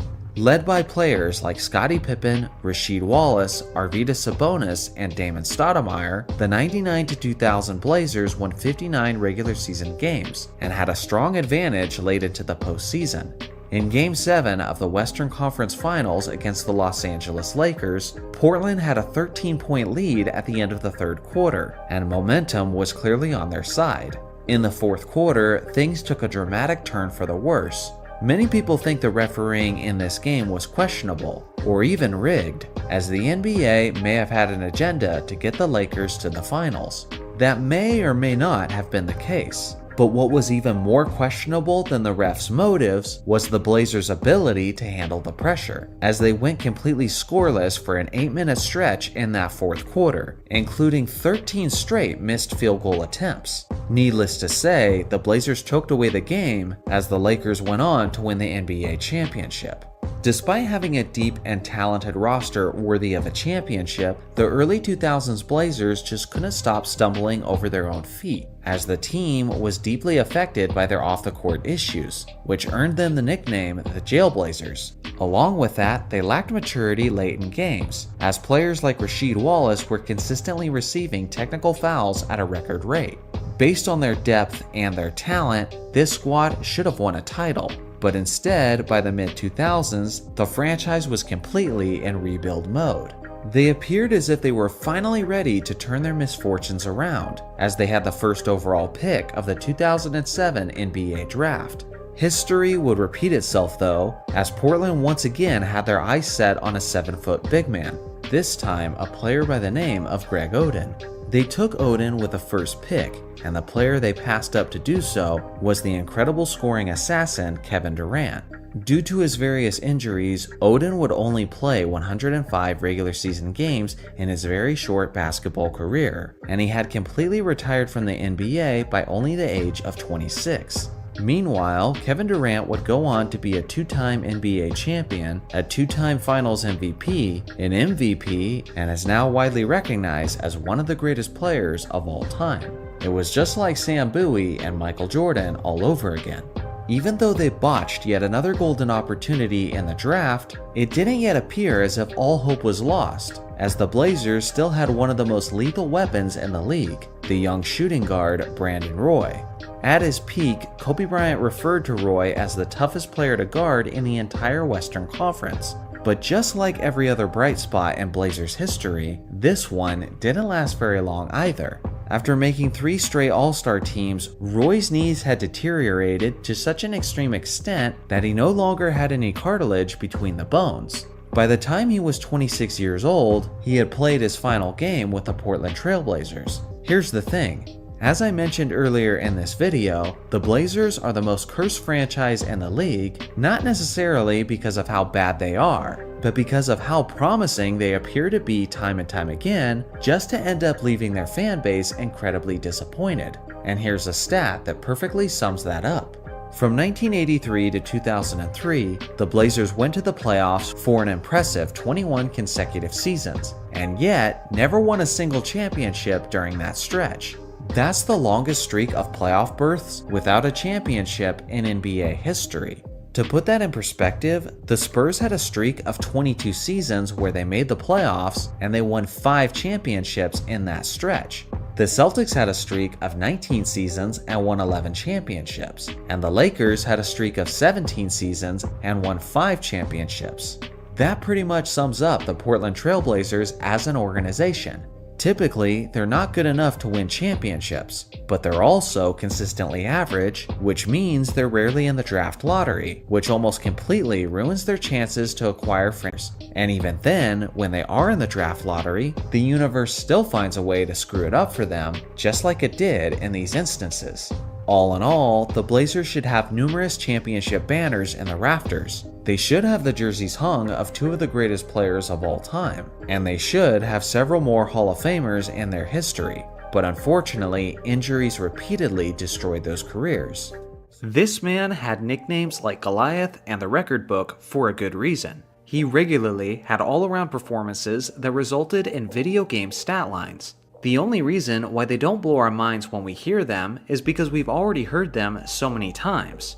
Now, concerning Wilt's greatest games, he has many, but some are so insane that they demand all the attention and overshadow the others as a result. Everyone knows about his 100 points in 1962, his incredible quintuple-double game, his 55 rebound game against Bill Russell, and even his 78-point and 43-rebound game against Elgin Baylor and the Lakers. The thing is, Wilt has some other incredible performances that if they were achieved by literally anyone else, they would be immortalized in basketball history. But because it was Wilt that did it, it was just seen as another night and has flown under the radar. Today, we're diving into some of those games as we appreciate the greatest games from Wilt that no one talks about. First off, January 13th, 1962, when Wilt Chamberlain's Philadelphia Warriors defeated Walt Bellamy and the Chicago Packers 135-117. Wilt played all 48 minutes and dropped a ridiculous 73 points and 36 rebounds on 60.4% shooting. Wilt clearly only had one thing on his mind this night, as he didn't record a single assist.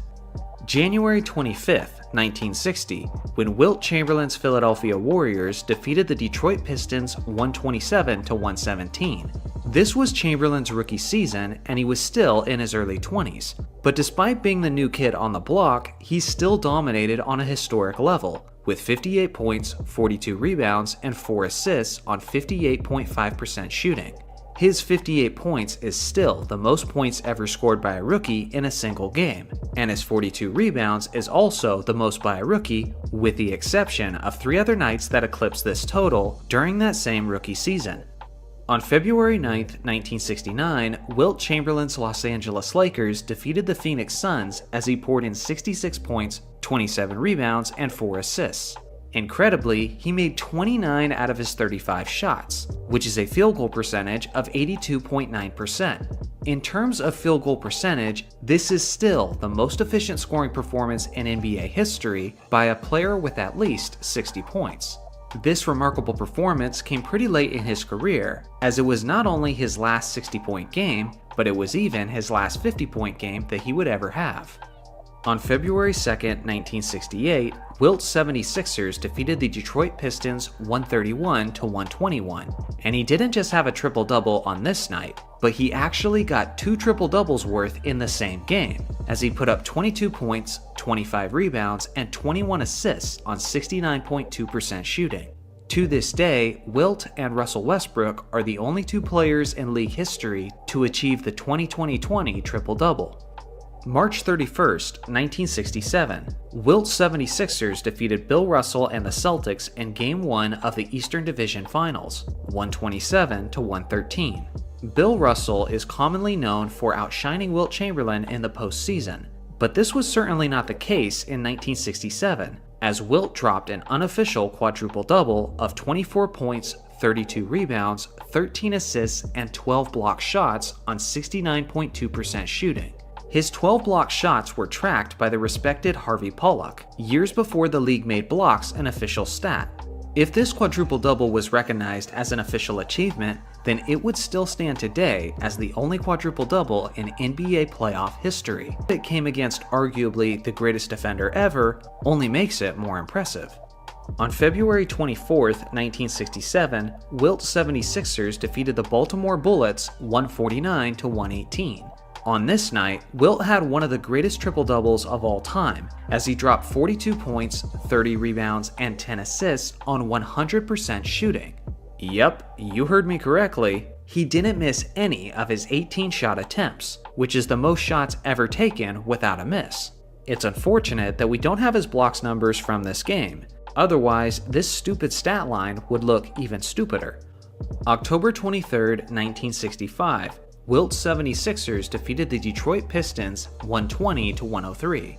It was another insanely efficient night for Wilt, as he unofficially dropped 53 points, 21 rebounds, 2 assists, and 15 blocks on 84% shooting. The only unofficial part of Wilt's stat line is the block shots, which were once again tracked by Harvey Pollock. With the blocks, it's one of the greatest two-way performances of all time, and without him, it's still pretty darn incredible. February 25th, 1962. In the only loss on the list, Wilt's Warriors were defeated by the New York Knicks 149-135. On this evening, Chamberlain put up 67 points, 21 rebounds, and 1 assist on 65.8% shooting. Now this game by itself is incredible, but what's most significant about this performance is that it was the beginning of an incredible streak. Other than Wilt Chamberlain, no player in NBA history has ever scored at least 60 points in back-to-back games. Starting with this game, Wilt did this in 4 straight games, and the 4th game was 100 points. Unfortunately, Wilt really disappointed everyone when the streak ended in the 5th game, where he had an off night and scored only 58 points. The craziest part about this list is that there's so many games that didn't make the cut, and I could easily do a part 2 and a part 3. And to think that some people have the audacity to say that this man isn't in the top 10. Obviously, there have been many incredible performances throughout the NBA's existence, but it's interesting to consider the games that were immortalized in basketball lore in comparison to the performances that were absolutely incredible, but for one reason or another are just not as remembered or revered as those other games. That's where this video comes in, as it isn't an all-encompassing video of the greatest games that aren't talked about, but the video just includes some of those greatest games. So if this video does well and the interest seems to be there, I'll definitely consider turning this one into a series. Now before we get into the list, there's one other important aspect to consider. History is written by the victors, and in terms of the game of basketball, this is why many of the greatest performances have gone by the wayside, since most of the players on this list had these dominant performances while playing on the losing side. Occasionally, there will be a game like Michael Jordan's 63 in Boston Garden that gets the recognition despite being in a losing effort, but more often than not, they just become overlooked and forgotten over time. So let's put a spotlight on them, shall we? First off, Magic Johnson in Game 5 of the 1991 NBA Finals. This was Magic's last professional basketball game before he announced his retirement due to the HIV virus. And although this final game is remembered for being the beginning of a dynasty, many have forgotten just how great Magic was, in what was unknowingly his farewell game. Many fail to mention this, but the Lakers were actually riddled with injuries in these NBA Finals. And in this championship-clinching game, Magic was without 2 of his best scoring teammates, James Worthy and Byron Scott.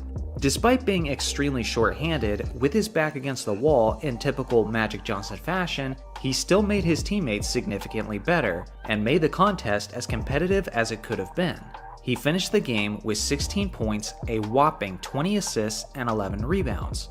No other player in NBA Finals history has ever got as many assists as Magic did this game, and again, he did it without his best weapons and in his final game before his retirement. Regardless of the defeat, it's definitely one of the more underappreciated performances of all time. Second up is Draymond Green in Game 7 of the 2016 NBA Finals.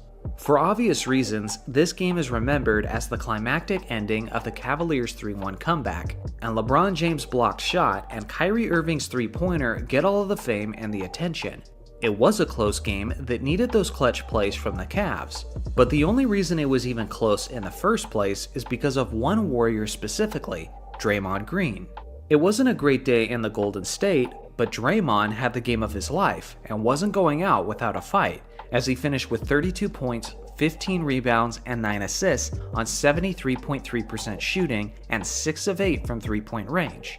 He led all players in points and rebounds, and he led all Warriors in assists. Not only did he score 32 of the Warriors' 89 points, but he did it on 73.3% shooting compared to the rest of his teammates who shot 30.8%.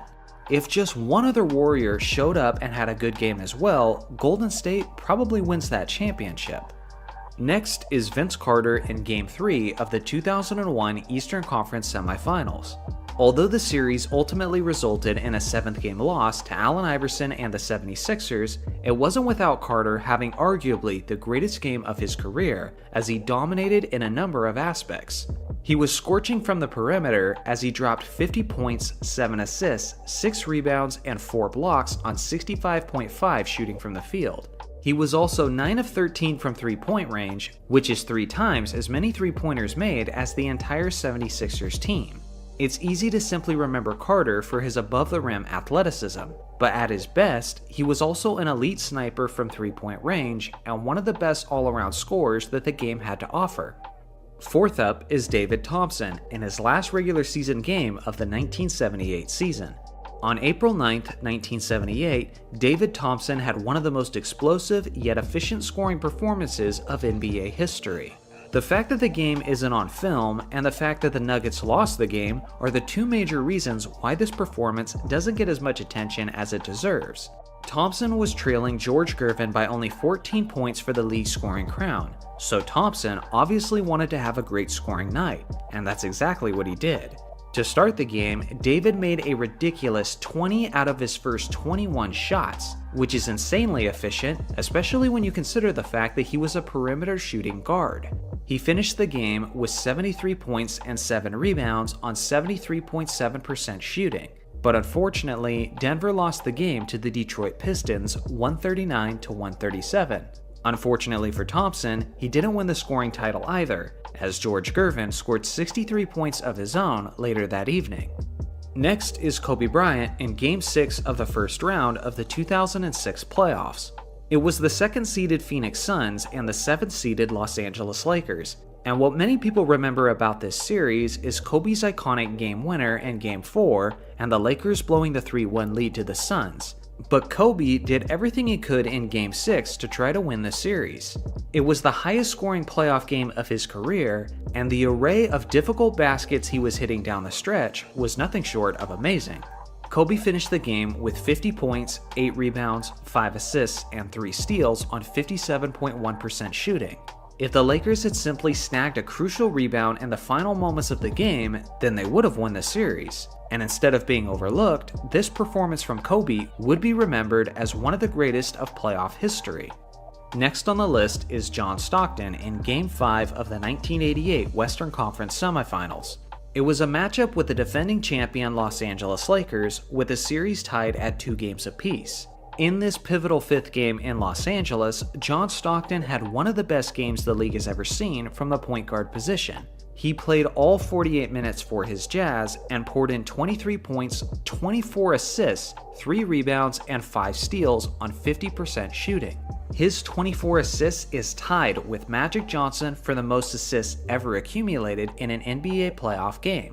Despite his heroic effort, it still wasn't enough to defeat the star-studded Lakers, as Michael Cooper hit the game-winning jumper with just seconds remaining, with a final score of 111-109. 7th on the list is Rajon Rondo in Game 2 of the 2012 Eastern Conference Finals. This series is obviously remembered for LeBron's evil face, and the way he dominated Game 6 in what was arguably his greatest playoff game of his career. The Miami Heat ultimately won the series in 7 games, despite Boston's best shot. Many people forget that the best player in this series wasn't any of the Celtics' famous Big Three, but it was actually their starting point, as Rondo had himself quite a ball game in Game 2 in Miami, where he dropped 44 points, 10 assists, 8 rebounds, and 3 steals on 75.1% true shooting percentage. Around this time frame, it wasn't uncommon for Rondo to put up ridiculous stat lines like this one, and I think many have already forgotten just how good prime Rondo was for a 3-season stretch with the Celtics.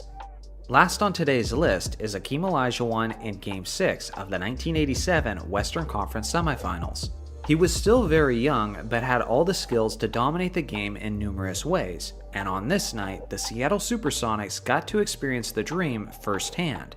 Facing elimination, Hakeem mustered up one of the most clutch performances the league has ever seen from a big man, as he scored 49 points, brought down 25 rebounds, and blocked 6 shots on 57.6% shooting. Fortunately for Seattle, the extremely talented Sonics had some strong weapons of their own, and were able to win the game with a final score of 128 to 125. So at the time I'm making this video, we're in the midst of an NBA offseason, and there's been some exciting developments that have been building anticipation for the upcoming season. So this got me wondering, what were the most exciting NBA offseasons that I can remember? Today, I put together a short list, and I'll do my best to explain why these developments were so exciting at the time they happened. Also, let me know in the comments what were some of the most exciting off-seasons to you. So without further ado, let's get into it. First off, the 2009 off-season. At the very end of the 2000s, the NBA had finally reached a point where the Western Conference and the Eastern Conference were both extremely competitive simultaneously. The Lakers had just defeated the Orlando Magic in the 2009 NBA Finals, and although the Magic were still a quality team, the Boston Celtics were the Eastern Conference favorites before Kevin Garnett's season-ending knee injury. LeBron James and the Cleveland Cavaliers also seemed as if they were on the verge of making it to the NBA Finals soon, and they were coming off of a 66-16 season that ended in disappointment at the hands of Dwight Howard and the Orlando Magic. The general feeling and consensus around the league was that most elite teams seemed like they were in a position to win a championship as long as they made one significant move in the offseason. And guess what? Just about every serious contender did just that. First off, on June 23rd, the seemingly always contending San Antonio Spurs made a major splash when they traded the aging Bruce Bowen for a 29-year-old Richard Jefferson. The Spurs viewed this acquisition as the move they needed, as San Antonio was looking for an offensive spark, and now they were bringing in a quality slasher who was averaging around 20 points per game. Now they were looking more threatening to the defending champion Lakers out west. 2 days later, the Orlando Magic made their own major move, as they traded for a 32-year-old Vince Carter, who was coming off of a season with the Nets where he had just averaged 21 points per game. Although Orlando had the #1 ranked defense in the previous season, their most common critique was that they needed more offensive support for Dwight Howard. And now, with Carter on the roster, they had just addressed that in a major way.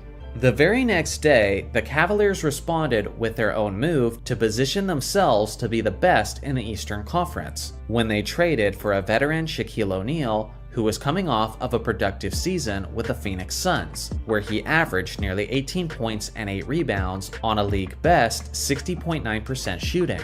It was not a prime Shaq, but many people still viewed this acquisition as the help that LeBron needed in order to return to the finals. Then, on July 8th, the two most recent NBA champions responded with their own significant upgrades. The defending champion Lakers added the intimidating Ron Artest, who had just averaged 17 points and was still an elite defender in the game. He had also just led his Houston Rockets to the semifinals, where he famously pushed Kobe's Lakers to 7 games. And after their intense playoff exchange, people were wondering how Kobe and Artest would get along as teammates.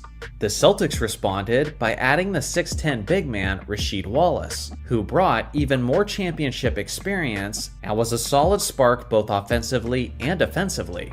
Basically every serious contender had made their moves, setting up the 09-10 season to be an absolute bloodbath. Honestly, at that point, I think that was the most excited I've ever been to be a basketball fan. Next up, the 2003 offseason. Obviously, there was that all-time great draft, where LeBron was taken first by the Cavs, Darko Milicic was taken second by the Pistons, and Carmelo Anthony was taken third by the Denver Nuggets. After that, Chris Bosh went fourth to the Toronto Raptors, and Dwayne Wade went fifth to the Miami Heat. At the time, Bosh and Wade were seen more as wild cards, but in terms of LeBron James and Carmelo Anthony, we knew that they were on their way to being all-time greats, and I was in so much anticipation to see them compete against the other elite wings of that era, like Kobe Bryant, Tracy McGrady, and Vince Carter. On that day, Detroit was enthusiastic about their newly acquired big man, but in the long run, he didn't make much of a difference for them. Obviously, Kobe Bryant's Colorado trial was not fun for anyone, but in terms of the pure basketball, Los Angeles was building up quite the excitement, as they created a super team by adding Gary Payton and Karl Malone, who were each coming off of seasons where they averaged 20 points per game as the best player on their squads. Many analysts were predicting this group to challenge the Bulls' 72-10 record. The San Antonio Spurs were the defending NBA champions, and were the team who had just eliminated the Lakers in the prior postseason and put an end to their three-peat. They responded to the Lakers' acquisitions of Payton and Malone by snagging up the five-time NBA champion Robert Horry, who was previously seen as a hero in Los Angeles. Not only was this a brilliant move by San Antonio for the sake of his clutch perimeter shooting, but it also seemed like it was a way to emotionally stick it to the Lakers after they just built a super team. Unlike 2009, the anticipation of the 2003 offseason had less to do with the X's and O's of the basketball, and more to do with all of the drama between the various players and organizations. Lastly, my third choice for an insanely exciting offseason was 1996.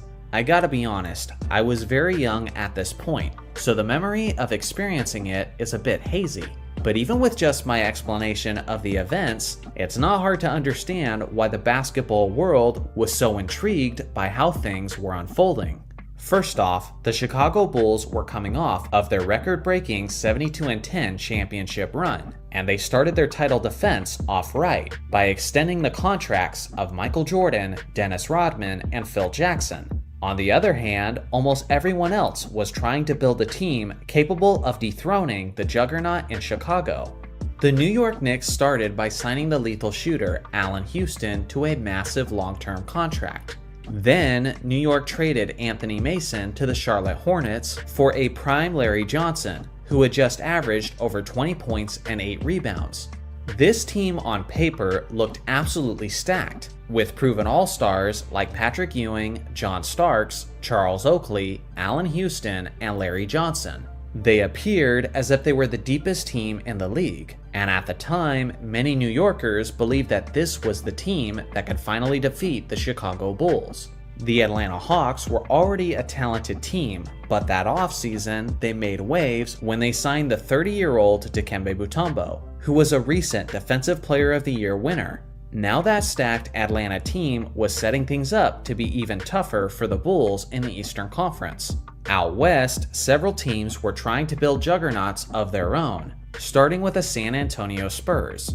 In the previous season, David Robinson, Sean Elliott, and a talented Spurs group had won 59 regular season games, and in the offseason, they added to that immense talent by signing a veteran, Dominique Wilkins, who was still a near 20 points per game scorer in his late 30s. Over in Houston, Hakeem Olajuwon and the Rockets were looking to return to their recent championship status. So in a stunning move, they made a blockbuster offseason trade, as they added a 32-year-old Charles Barkley to the mix, who was still putting up superstar numbers at that point in his career. With a starting lineup that included Hakeem Olajuwon, Clyde Drexler, and Charles Barkley, Houston had created a terrifying super team that seemed bound to meet the Chicago Bulls in the NBA Finals. The Lakers did not have a super team, but they still made the biggest splash of that offseason by luring Shaquille O'Neal away from the Orlando Magic and signing him to a massive contract. On top of that, there was the NBA draft, where the Lakers traded for a young kid straight out of high school, Kobe Bryant. Sure, we had no idea just how good this kid would become, but even then, there was still much excitement in Los Angeles for Kobe. Even outside of Bryant, the '96 draft was one of the most hyped and highly anticipated drafts of all time. Obviously, over time, we realized that that initial excitement was well-deserved, as this became arguably the greatest draft class in the history of the NBA. Scottie Maurice Pippen. To many people, he's the greatest Robin to ever play in the NBA, and others don't even think that title is positive enough, as they claim that the Bulls dynasty was more of a Superman and Batman type of dominance. When you look at the Bulls' 6 championships in 8 years, there's no question that Scottie was an integral part of their success, and that there's absolutely no way Jordan's legacy is what it is today without his 6'7" wingman by his side. But the thing that's often forgotten, overlooked, or just never realized is that Pippen had a lot of legacy-defining moments after Michael Jordan retired from the Bulls in 1998, and I think the twilight of his career is significantly more fascinating than most people realize. After the Bulls had their last dance season, winning their 6th championship ring in franchise history, general management was determined to head in another direction and prove that they could rebuild the organization into a younger championship contender. As a result, Phil Jackson was given the door, Michael Jordan retired, and a 33-year-old Scottie Pippen was traded to the Houston Rockets in exchange for Roy Rogers and a second-round draft pick. In hindsight, this was one of the worst trades in Bulls history, as Rogers and the second-round draft pick never amounted to much of anything. On the other hand, Pippen was heading to Houston, where he was joining a starting lineup that included Hakeem Olajuwon and Charles Barkley. Now sure, when you look at an image of these 3 legends in the same uniform, it certainly looks like a super team. But before you completely jump to that conclusion, it's important to know the context of that situation. Charles Barkley was 35 years old and was not in the shape that he once was. Hakeem Olajuwon was nowhere close to his peak form, as he was 36 years old and had only played 47 games in the previous season due to injuries. Before Pippen joined, the Barkley, Drexler, and Olajuwon-led Rockets only had a 41-41 record in the 97-98 season, and they were eliminated out of the first round of the playoffs. Hypothetically, at an earlier time, a trio of Barkley, Olajuwon, and Pippen may have been one of the greatest teams of all time. But at this point, Pippen was basically joining a retirement home for NBA superstars. The 98-99 season was also a lockout-shortened season, with what I believe was the most grueling schedule in league history. Because the league took so long to agree upon a collective bargaining agreement, regular season games didn't start until February 5th of 1999. This meant that teams had to play 50 games in just 90 days. Quite often, teams had to play games on back-to-back-to-back nights. At one point, Houston had played 9 games in just 13 days. This non-stop schedule was going to be especially brutal on an older team like the Houston Rockets. With that being said, the Stars put in their best efforts, as Pippen and Olajuwon played all 50 games, and Barkley played 40 out of the 50 games. Throughout the regular season, Pippen averaged 14.5 points, 6.5 rebounds, 5.9 assists, and 2 steals on 43.2% shooting, which was reduced numbers from his previous season in Chicago. But some of that may have been because of the fact that he had to share the ball with more offensively minded stars in Houston. He provided the team some fast break basketball and was the anchor of the squad's perimeter defense, which is why he earned a first-team All-Defense selection. The Rockets finished the regular season with a 31-19 record, securing the 5th seed in the Western Conference playoffs. In the first round, they were going up against a much younger Lakers team, led by Shaquille O'Neal and Kobe Bryant. This is where things first got weird for Scottie's career after Jordan. In this specific series, Scottie likely had the worst playoff game of his career and the best playoff game of his career. Houston narrowly lost Game 1 with a final score of 101-100, but Pippen did his part, putting up 14 points, 10 rebounds, and 8 assists. But in Game 2 in Los Angeles, the Lakers were on fire from the field, while Scottie couldn't get anything going, as he scored just 3 points on 0 of 7 shooting from the field. After this performance, the narrative was beginning to swirl in the media that Pippen had reached the end of his productive career. With his abilities in question and in a 0-2 hole against a younger squad, Pippen responded like the proven champion that he is, and in Game 3, he completely took over, as a helpless Kobe Bryant could do nothing to slow him down. Scottie dropped a playoff career high of 37 points and added 13 rebounds and 4 assists on 44.4% shooting, as he played all 48 minutes. He did all of that while a superstar teammate, Hakeem Olajuwon, only scored 5 points on 2 of 12 shooting. This resulted in a much-needed blowout victory for Houston. But in Game 4, the Lakers handled their business, closing out the series in the 4th game.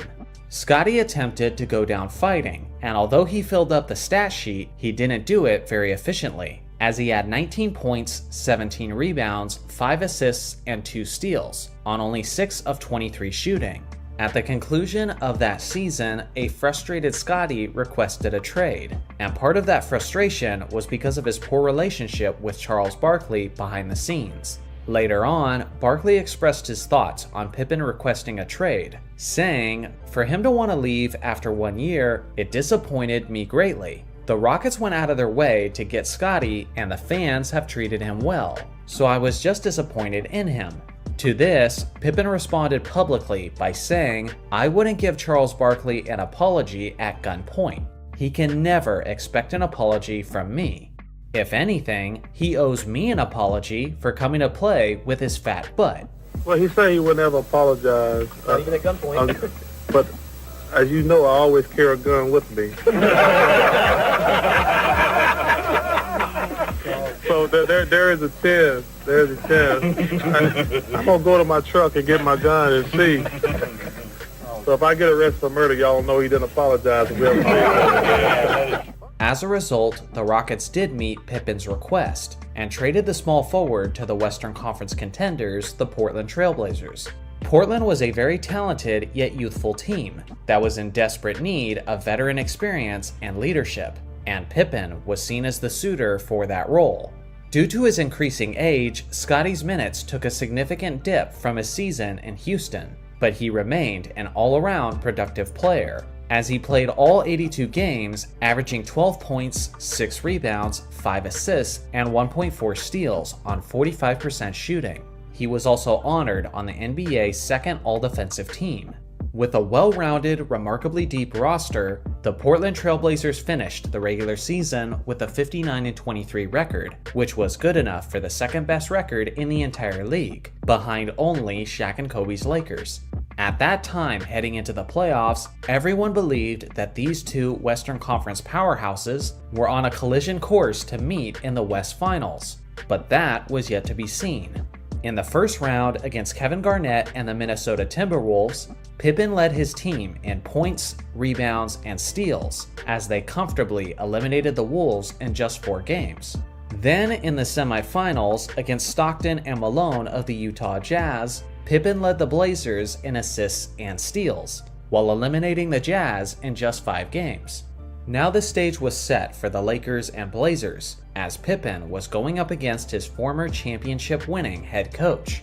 At this point in history, the Western Conference was considered to be much stronger than the East, and the belief was that whoever won this series out West would easily go on to prevail as NBA champions in the finals. In Los Angeles, the Lakers convincingly won Game 1, regardless of the fact that Pippen dropped a solid 19, 11, and 5.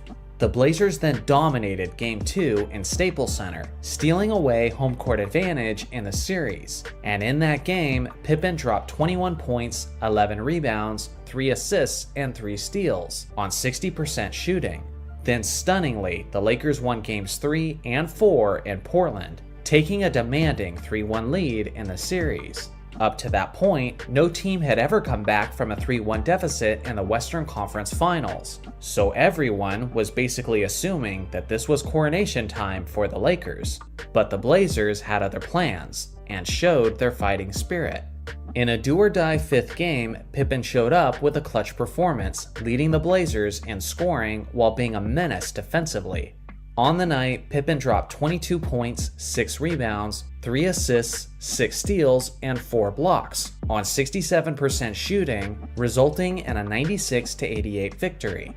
Then, back in their building for Game 6, the Blazers convincingly controlled the game, forcing a Game 7 in Los Angeles with a final score of 103-93. Under Scottie Pippen's leadership, the Blazers were just 1 game away from completing one of the greatest comebacks in playoff history, but they were going to have to do it in Los Angeles. The Blazers had the momentum on their side, and that continued after the tip-off of Game 7. For the vast majority of the game, the Blazers seemed to be in complete control, and Staples Center was awfully quiet. At the end of the first quarter, Portland had a 7-point lead, and at the end of the third quarter, that lead had increased to 13. Pippen was having himself a solid game, and through 3 quarters, he had 12 points, 8 rebounds, and 3 assists, leading his team in 2 of those stats. But that's when seemingly everything changed. When the fourth quarter began, the Lakers were blistering hot, while the Blazers couldn't buy a bucket. For an 8-minute stretch of the fourth quarter, the Blazers didn't convert a single field goal, missing a total of 13 straight shots. Scottie Pippen specifically had 0 points on 0 of 3 shooting with 3 fouls and 1 turnover, in a quarter he desperately wishes he could have back. Shaq, Kobe, and the rest of the Lakers had completely stolen the momentum, and the rest was history, as they defeated the Blazers in Game 7, eventually going on to win the NBA championship over the Indiana Pacers. Many people don't realize this, but given the fact that the West was expected to dominate the East, regardless of who the conference winners were, Scottie was basically 1 quarter away from winning another championship ring as the leader of his squad. He was 1 quarter away from defeating Phil Jackson and surpassing Michael Jordan in the championship ring count. Unfortunately, this was Pippen's last real shot at an additional championship ring, as his Blazers were swept out of the first round of the playoffs in the next 2 seasons by the clearly superior Lakers team, meaning that Pippen was eliminated by the Lakers in 4 straight seasons. At the end of the day, Scottie Pippen is much more than simply a sidekick to Michael Jordan. But when we look at his career post-Jordan, we see that he had one of the weirder rollercoaster finales of an NBA Hall of Famer, as it included drama, remarkable highs, and some terrible, remarkable lows. The NBA has 2 major conferences, the Western Conference and the Eastern Conference, and for as long as the NBA has been a thing, the winner of each conference are the teams who play in the NBA Finals. The thing is, that doesn't necessarily mean that the 2 best teams in the league are being represented in the NBA Finals, because decently often, the 2 best teams in the league are actually within the same conference. Today, we're looking at 4 instances where the 2 best teams were clearly battling in the conference finals, rather than the NBA Finals. Let's get into it. First off, the 1971 West Finals. The winner of the East Conference was about as improbable of a winner as they come. Although the Baltimore Bullets had quality star players like Wes Unseld and Earl Monroe, they were a pretty average team throughout the regular season, both offensively and defensively, which is why they barely snuck into the playoffs with a 42-40 record. Somehow, they played far above their expectations when the playoffs began, as they won every series in 7 games up until the NBA Finals. Meanwhile, in the Western Conference, 2 championship-caliber teams were battling it out for a trip to the game's biggest stage. It was the Los Angeles Lakers, led by Wilt Chamberlain and Gil Goodrich, up against the dynamic duo of Kareem Abdul-Jabbar and Oscar Robertson of the Milwaukee Bucks. Headlining the matchup was a battle of 2 of the greatest centers of all time, as both Kareem and Wilt had fantastic showings throughout the series. Ultimately, Kareem and the Bucks were just too much for the Lakers, as they closed them out in 5 games. Although that wasn't the longest series, there was still little doubt that both of those teams would have easily handled the Bullets, who were in way over their heads being in the finals in the first place. As expected, Kareem and the Bucks destroyed the overachieving Bullets, sweeping them in 4 games and winning nearly every game by a double-digit margin. Next is the 2002 West Finals. I gotta be honest, I think out of every series on this list, this one was the most obvious that the championship winner was coming from the Western Conference Finals. The New Jersey Nets were a solid team, but at this point in history, it was widely recognized that the Western Conference as a whole was far superior to the East. The Western Conference Finals were a matchup between the Sacramento Kings and the defending champion Los Angeles Lakers. At the time, these two teams had a fierce rivalry, and throughout the regular season, it was basically a foregone conclusion amongst basketball circles that these two teams would meet up in the West Finals. The Kings had won 61 games throughout the regular season, and the Lakers had won 58 as a third seed.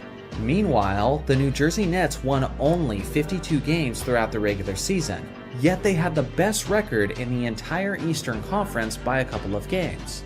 That should tell you all you need to know about the disparity between the East and the West during that era. The Lakers and Kings series was an absolute classic, but it was also a series mired with controversy. At the end of the day, the Lakers won the series in overtime of the 7th game, and we all knew what would happen next. In the finals, the Lakers took their victory lap by sweeping the New Jersey Nets in 4 games, confirming what we all basically knew before the playoffs even started. Next up, the 2009 West Finals.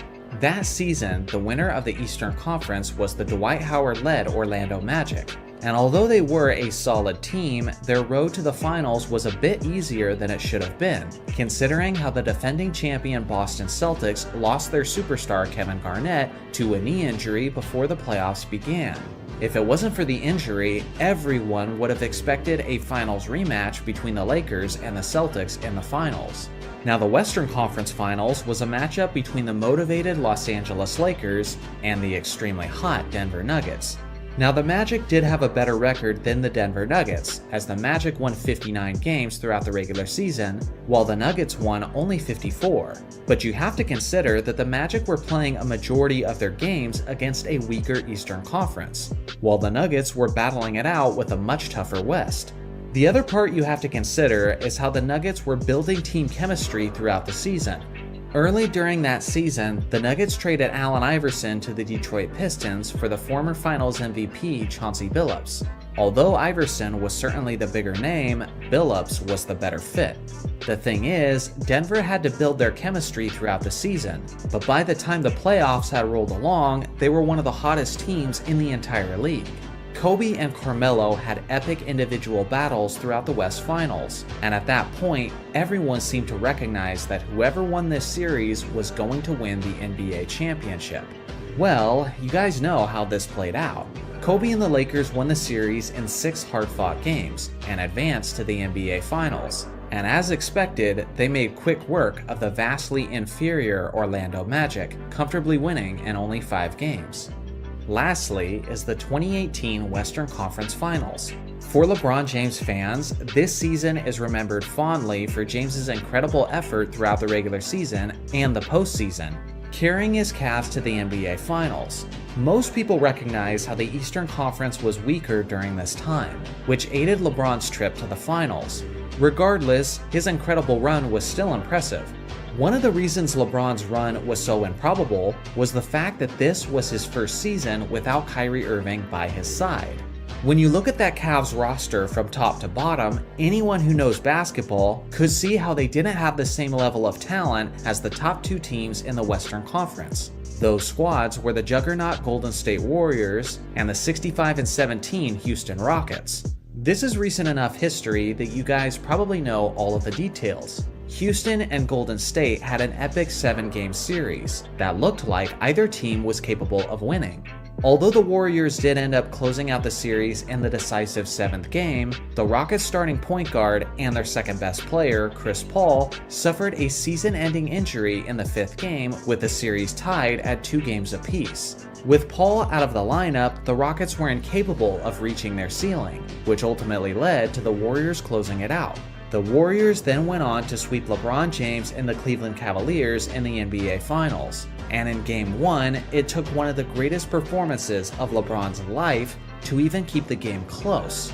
Not only do I believe the championship was decided in the West Finals, but the Rockets also won both of their regular season matchups against Cleveland that year by an average margin of 18 points. Whether it would have been the Rockets or the Warriors, I think either team would have made quick work of Cleveland in 2018. For as long as the NBA has been in existence, star players have been making their mark on the league with what we call signature moves. They may have not necessarily been the inventor or the originator of the move, but in these cases, they were the first to implement it as a regular and lethal part of their game. The thing is, for various reasons, people often get it wrong when it comes down to these signature moves. We often acknowledge a more recent player, probably for the simple fact that it's what the wider audience is familiar with. But with a more broad understanding of basketball history, we begin to understand how that can be somewhat disrespectful to the players who were doing it before them. Today, we're looking at a handful of players who I believe are incorrectly given credit as the originators of their moves. First off, Steph Curry and the Deep Three. I'll admit, it's not common for a player to willingly take three-point shots several feet beyond the line, especially in the 90s. But with that being said, there was at least a couple players who were doing it. The first one that comes to mind was the Phoenix Suns' Stan Marley. Marley played for several teams throughout the course of his career, but it was in Phoenix where he truly made a name for himself, as he made 3 All-Star teams and was arguably the most reliable 3-and-D type of player in the entire league. To this day, it slightly annoys me when people act like Steph was the first player to willingly shoot several feet beyond the 3-point line. Because even as a younger basketball fan, I remember Marley doing this with regularity in Phoenix. Not as often as players in the modern game, of course, but it was often enough for it to be seen as his own signature move. Many of Marley's bombs were also provided in clutch moments, where his team absolutely needed each point. Although I truly believe that Marley was the pioneer of this, there was a few other players who would do it occasionally as well, like Portland's Rasheed Wallace, Vince Carter, and even Kobe Bryant with his heat check shots. Second up is Dirk Nowitzki and the Dirk Fade. Dirk Nowitzki's fadeaway jumper has become iconic, and given the fact that he's a 7-footer, it's one of the most difficult shots to defend of basketball history. Stylistically, it's very different from the fadeaways of guys like Michael Jordan and Kobe Bryant. But with that being said, he still wasn't the first player to regularly implement this style into his jump shot. Decades before Dirk ever played his first professional game, Wilt Chamberlain was scoring over the top of centers with that style of a fadeaway. Contrary to popular belief, this was a pretty common method of scoring from Wilt, as it was not only well known among his peers, but there's also entire compilation videos on YouTube of Wilt making these shots. Seeing how he had an extremely high release point, how he's 7 foot 1 inches tall with a 7 foot 8 inch wingspan, and how he had an elite vertical leap, Wilt bolstered arguably the most indefensible fadeaway that the game has ever seen. Even in his prime, when Chamberlain was averaging 50 points a game, many of those baskets were coming from his Dirk-like fadeaway on a nightly basis. Next is Kareem Abdul-Jabbar and the skyhook shot. Speaking of difficult shots to defend, one of the rarest and most famous came from the Lakers captain, Kareem Abdul-Jabbar. The skyhook shot usually comes from a player who plays the center position, and with its sky-high release point, there's very little the opposing player can do to alter it. The vast majority of Kareem's 38,000 points were scored with this move, so obviously it comes as no surprise that it's most often associated with the NBA's all-time leading scorer. The thing is, he wasn't the originator of this move, not even close, as many players were doing it for decades before him. The first superstar to incorporate it into his game and use it with extreme lethality was the first Lakers legend, George Mikan. Not only did the 6'10" big man win numerous championships as the Lakers' leader, but he was also the man who frequently carried the team offensively, and the bread and butter of his offensive arsenal was his skyhook shot. If I haven't yet made my point of just how powerful and integral this shot was to his game, consider this. For 3 straight years, Mikan led the league in scoring with a near 30 points per game average, and he did this at a time when entire teams were averaging around 80 points per night. It was Mikan's dominant skyhook that made that kind of an offensive impact possible. Next is Isaiah Ryder and the East Bay Funk Dunk. The between-the-legs dunk has become a staple of the NBA dunk contest, and it doesn't appear to be leaving anytime soon. Players continuously try to find different variations of this dunk as a means to gain higher scores with the judges. The thing is, the popular belief among basketball fans is that Isaiah Ryder introduced it in 1994, Kobe Bryant solidified it in 1997, and Vince Carter made it iconic in 2000. But before each and every one of those instances, a player did the between-the-legs dunk in a dunk contest, but unfortunately, no one seemed to remember it. It came by a gifted athlete by the name of Orlando Woolridge in 1984. This was actually the first dunk contest of NBA history, and the winner of that contest was actually the Phoenix Suns' Larry Nance. With that being said, it was Woolridge who made history earlier in the contest when he made this East Bay dunk. The response from the audience was somewhat tame, as they didn't realize the history that they just witnessed. Apparently, some of the judges didn't either, as Orlando's dunk only amassed a total of 48 points. This dunk went so under the radar that many basketball fans still believe that Ryder was the originator of it in the NBA. But if you ever hear any fans say such a thing, be sure to remind them of this forgotten gem. Lastly is LeBron James and the chase down block. I will not argue that LeBron isn't the greatest chase down blocker of all time, but on that note, you would be wrong to think that he was the first player to do it with some level of regularity. Among his many skills, chase down blocks were a legitimate part of Hakeem Olajuwon's game, as he had the speed, length, and athleticism to catch up to opposing players and punish them for going up softly. He didn't do it as often as LeBron has, but it was certainly within the Hall of Famer's skill set, and a couple of those instances were in some tremendously significant playoff games. The game of basketball was created in December of 1891 by YMCA gym teacher James Naismith in Springfield, Massachusetts. To create the game, he used a peach basket, a 10-foot pole, and a soccer ball. In 1891, the first ever basketball game was played between Naismith's students. It took quite a while, but a point was eventually scored, and basketball's first ever game concluded with an epic final score of 1-0. James Naismith would adjust the rules of the game over the next 20 years, and the game would continue to evolve. In 1892, dribbling became a legal move. In 1893, the first ever women's collegiate basketball game was played. In 1895, the popularity of basketball spread, and basketball became an established sport that was played through numerous high schools and college universities. By 1901, basketball collegiate competition was taking place all around the United States. As the years went on, Naismith added a backboard and created a leather basketball. In 1906, an iron ring with a woven net was used and replaced peach baskets. In the 1920s, small basketball leagues were forming around the country. Among these groups that formed were the Harlem Globetrotters, whose flashy and entertaining style helped spread basketball's popularity. In 1936, basketball officially became an Olympic sport, with the gold medal game played outside in raining conditions. In 1937, professional basketball established the NBL, meaning the National Basketball League, which became the first official pro basketball league.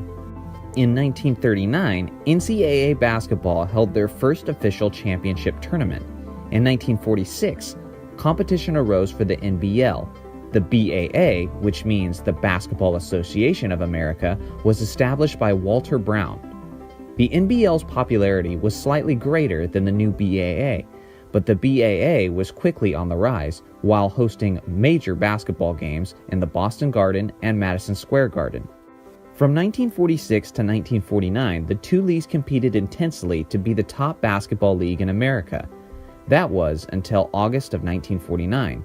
Leaders of the NBL and the BAA met at the Empire State Building, and the two groups agreed to a merger of both leagues, which became the National Basketball Association, or of course as we know it, the NBA. George Mikan was just beginning his basketball career in the mid-1940s and became the first NBA star in a league that would become all about stars.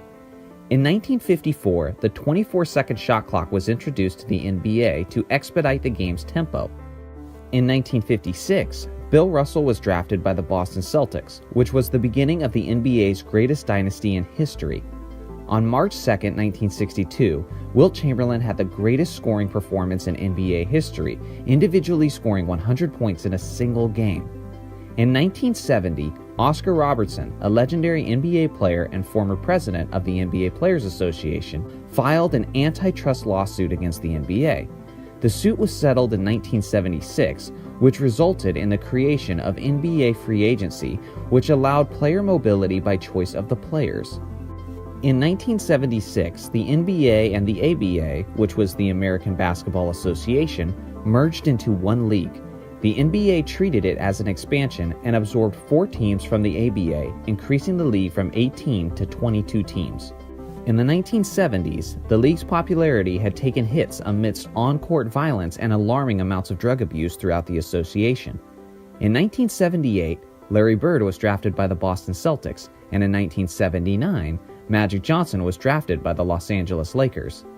This sparked the greatest rivalry in NBA history, which led the NBA to record heights of popularity and viewership. And Magic and Bird are now commonly seen as the saviors of the NBA. In 1984, Michael Jordan was drafted by the Chicago Bulls. Michael would be the one to take the torch from Bird and Magic, and Jordan would carry the league to new heights throughout the 1990s. In 1992, the USA Olympic basketball team included NBA players for the first time in Olympic history. Led by Jordan, Magic, and Bird, the Dream Team dominated the Barcelona Summer Olympics, and the team is commonly credited for increasing the NBA's popularity onto a global scale. After Jordan's final retirement in 2003, players like Kobe Bryant, LeBron James, Tim Duncan, Allen Iverson, and Steph Curry took the torch and have helped the NBA's brand grow into the league we know and love today. If you've ever been a part of NBA debates that involve discussions about the 1980s, then you know that people can be pretty divided on their opinions on the style and quality of basketball that came from that era, and even about what that era represented. As someone who loves that era of NBA basketball and who has personally watched hundreds of hours throughout my life of it, I feel like I can offer a bit of clarification on how people can accurately view this decade. I want to start by tackling several aspects about the decade and talk about what's true, what isn't true, and what you might have not known. First, we'll start with one of the most argued over topics, defense. The current perception of 80s defense depends on who you ask. If you ask a fan from an older generation, more often than not, they're going to tell you that defense was greater at that time, that back then, they played grown man defense. They would always punish each other physically back then, and nowadays, they can barely even touch each other. This is their narrative. But if you ask a lot of younger fans, they don't have to deal with the nostalgia bias, but they also have the disadvantage of not actually watching those games. Those younger fans will say things like defense was less advanced back then, and that it was easier to score and not as physical as advertised. There's even compilation videos on YouTube of bad defense from the 80s, where guys are given little resistance and minimal hustle and effort is on display. So what gives? You've got two different groups saying totally opposite things about a specific decade.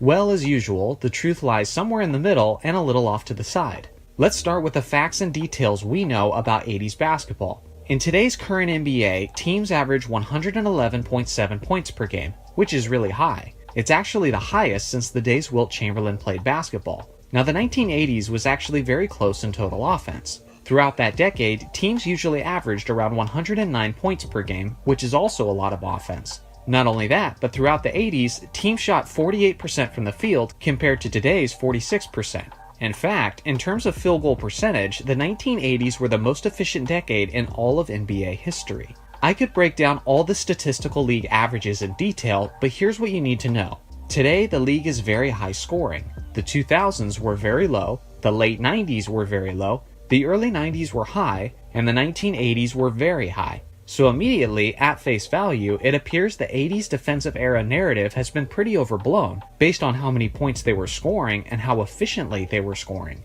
But what we need to understand was that the biggest contributing factor to this was the pace of play. The 1980s was some of the most fast-break, transition-heavy basketball the league has ever seen. In today's game, most of the very high scoring comes from the inflation of three-point attempts. But in the 80s, it was more due to the fact that most games looked like a track meet. The Showtime Lakers of the 80s were famous for this, since Magic Johnson was always pushing the tempo. But it wasn't just them. Many teams played a fast break style, like the Denver Nuggets, who were notorious for their incredibly fast and potent offense, but also a terrible defense. The Pistons, despite their defensive perception, also ran the fast break a lot and could score a ton of points. And there were also teams like Phoenix, Dallas, Portland, and Philadelphia. So transition basketball was pretty much the norm in those days. And what do you get with a lot of fast breaks? Plenty of layups and dunks, which are easier opportunities. Easier opportunities equals a higher field goal percentage. The highest scoring game in NBA history actually came from this era, which was on December 13, 1983, when the Detroit Pistons defeated the Denver Nuggets in triple overtime 186 to 184. These were the Pistons, who were known for their physicality, their Jordan rules, and their overall punishing defense. So how in the world could this defensively revered squad be involved in a game where the final score was in the 180s? It's starting to sound like this whole defensive era thing is just a huge myth. Well, we're not done yet, and that brings us to the next aspect that goes somewhat hand in hand with this one, physicality. One of the biggest influences in the different eras that people don't usually think of is the flagrant foul rule. Most of you know the details of the flagrant foul, but for those who don't, it's a foul where unnecessary roughness is used on another player. Many times it's called when there is a blow to the head or strong physical contact that was in no way a play on the basketball. Committing this flagrant foul can be devastating to the team that does it, because it results in either 1 or 2 free throws and maintained possession of the ball, and often an ejection of the player who committed the foul. This is a pretty good rule. It keeps players protected, it keeps players from unnecessary serious injuries, and it often keeps tense moments from escalating into really ugly situations. And this rule did not exist until 1990.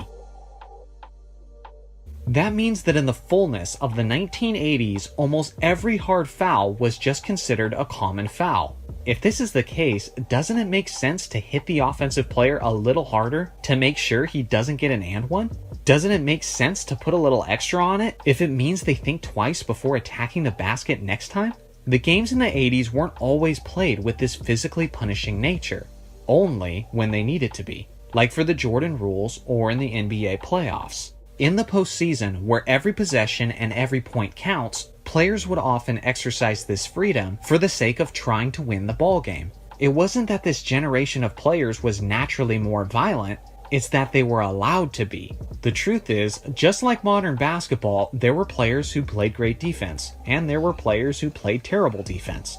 The key differences were the high-octane pace of play and the permissible hard fouls. In the 1980s, it was possible to have both a league where teams could score into the 120s and a league where games would become very physical and the style would change significantly. There was a term back in the day that was common among players, coaches, referees, and commentators: setting the tone. You don't hear it much anymore in today's game, but back then it was very important, and it essentially meant that they were coming out of the gates to start the game, setting the tone for the game's pace, style, and physicality. Nowadays, the game is much more consistent in terms of its style and physicality, because the rules have become much more clear on what is acceptable and what's not, what is permissible contact and what isn't. In the 80s, it was easier for players to control the game and more difficult for the referees to control the game, because pretty much anything goes. For example, it was common for teams like the Celtics and Pistons to be even more physical in matchups with the Lakers, trying to take them out of their finesse style of basketball. They came out of the gates setting the tone, and oftentimes, it worked. The next aspect is athleticism. You've heard it, and I've heard it. The idea that players back then were slower, weaker, and smaller than modern-day athletes. Is it somewhat accurate? Probably. Is it also grossly exaggerated? Probably that too. In the past 10 years of modern NBA basketball, the average height of the NBA player is 6 foot 7 inches tall and weighs 220.7 pounds. In the 10 years of the 1980s, the average height was also 6 foot 7 inches tall and the average weight was 207 pounds. So although they stood just as tall side to side to one another, the major difference was the weight of the players at nearly 14 pounds less. Simply put, this difference was usually made up of muscle mass. Modern players have an advantage with modern training methods, eating habits, and fitness routines. Guys in the 80s were simply skinnier, but many of them were still very athletic and had lean muscle. They just overall looked a little less physically imposing than today's players. This has partially led some newer fans to criticize this era when they're looking at some of the most non-threatening and least athletic players of the 80s. They'll say things like the league was packed with part-time plumbers and accountants. I hate it when people say this though, because it's easy to take small samples and condemn an entire era for it. It's almost like when people think of the state of athleticism in 2020, they automatically think of Giannis. And when they think of the state of athleticism in the 90s, they think of Jeff Hornacek. The problem with that is that it's erring on an extreme example, and isn't a proper survey of the athleticism of the league as a whole at that time. Want another example? Picture 20 years from now. People are hating on LeBron James, saying he didn't play in a strong era of real athleticism, and here's their future arguments. How strong is LeBron's era in 2016 when he lost the MVP race to a guy who struggles to dunk a basketball? How strong could that era have been when one of the best players in the league was someone who was consistently overweight? In LeBron's era, he played against plumbers like JJ Redick and Kelly Olynyk. How weak were the athletes in LeBron's era if a guy who was only 5 foot 9 inches tall could average nearly 30 points per game? Don't you guys see how ridiculous and biased these statements are? Although many of the statements are true to an extent, they're cherry-picking details and acting as if it's the complete picture. They're completely lacking context, but statements like these are usually just emotionally motivated agendas in order to build a negative narrative about a player that they don't like as much as their favorite player. People do this all the time with the 1980s. But when you look around the league in that era as a whole, you see guys who were incredible athletes like Dominique Wilkins, Kenny Skywalker, Michael Jordan, Daryl Dawkins, Charles Barkley, Gerald Wilkins, Julius Erving, Shawn Kemp, Xavier McDaniel, Hakeem Olajuwon, Karl Malone, James Worthy, Tom Chambers, Darrell Griffith, David Thompson, Terrence Stansbury, Clyde Drexler, Larry Nance, Dennis Rodman, Orlando Woolridge, David Robinson, Roy Hinson. Seriously, do I need to keep going? Many people are just too young or weren't watching at that time to know about a lot of the freakishly gifted athletes of the 1980s, just like how 20 to 30 years from now, many people won't know about many of the great athletes we watch in today's game. The final aspect is competition. I'll make this one quick, but since the 1960s when the Boston Celtics ruled the basketball world, the 1980s were the toughest era of competition in terms of how hard it was to break through and win a championship. That was because the 80s were, as I call it, the era of super teams. There was so much talent at the top of the league, and you had several dynasty-worthy rosters consistently duking it out. Part of that was how the league was rich with stars, but the other part was how there were only 23 teams in the league. Imagine today's NBA, and then we eliminate 7 of the teams, and then distribute the talent from those teams to the remaining 23 teams. Naturally, what would you get? A handful of super teams. This was essentially the NBA in the 1980s. Look around the teams of the league and who won championships in that decade. If you had just 1 or 2 stars on your team in that era, you're not winning a championship. You needed 3 or 4 and a deep bench just to even win 1 ring. With all this being said, am I saying that the 80s was the greatest era of basketball? Not necessarily, but it was a great era, with a crazy history, and with a fantastic collection of talent and athletes, and it certainly deserves your respect.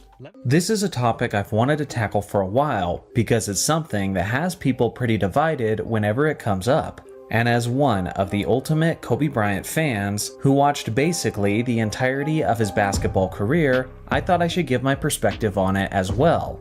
Now, when it comes to Kobe's abilities as an offensive player, there isn't a tremendous amount to be debated. Simply put, he's one of the greatest scorers in NBA history. He's currently 4th on the NBA's all-time scoring list. He has the 2nd greatest scoring performance of all time, which is when he dropped 81 points on the Raptors. And he has the longest streak of 40-point games and 50-point games by anyone not named Wilt Chamberlain. If you ask me personally, I don't think Kobe was the greatest scorer in NBA history, but I do believe he was the most impressive scorer of all time, as no one could consistently make the insanely difficult shots that he could make on a regular basis.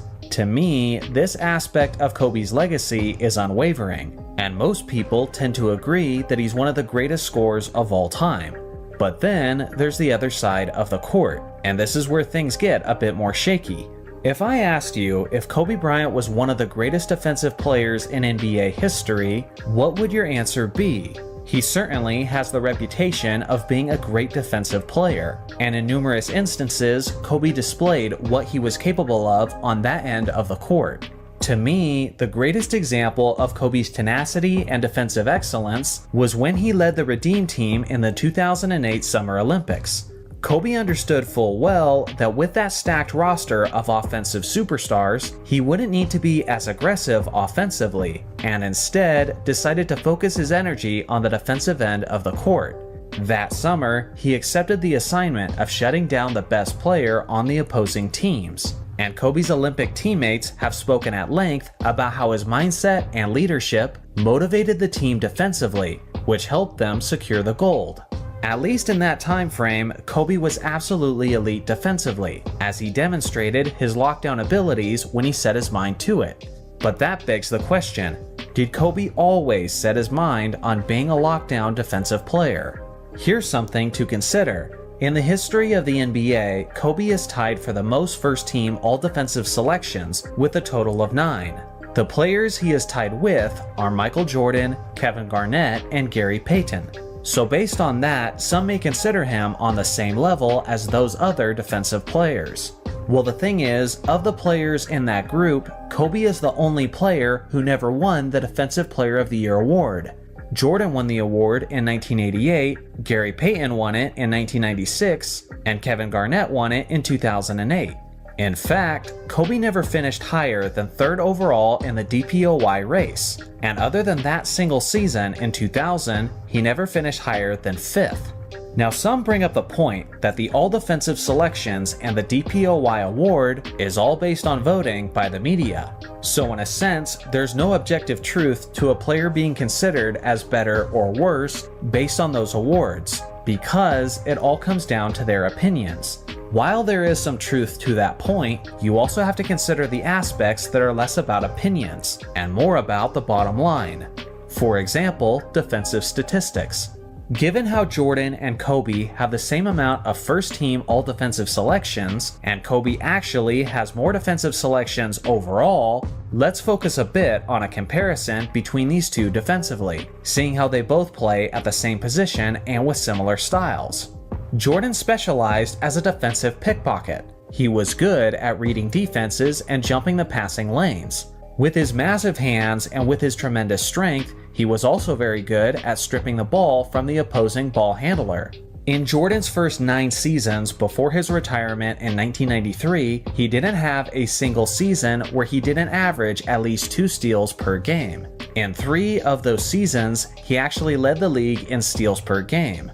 On the other hand, Kobe only had 1 season in his 20-year career where he averaged at least 2 steals per game, and he never once led the league in that category. Despite the fact that Kobe played 5 more seasons and nearly 300 more games in his career, Jordan actually leads Bryant on the all-time steals list by nearly 600 steals. To put it simply, when it comes to forcing turnovers and stripping the ball from the opponent, MJ was on another level entirely. So let's look at another aspect of defense, blocking shots. Earlier in Kobe's career was when he was at his best as a shot blocker, which makes sense since his explosiveness and his vertical leap was at its greatest during his Froby days. With that being said, Kobe only had 1 season in his entire NBA career where he averaged at least 1 block per game, and that was a lockout-shortened season in 1999.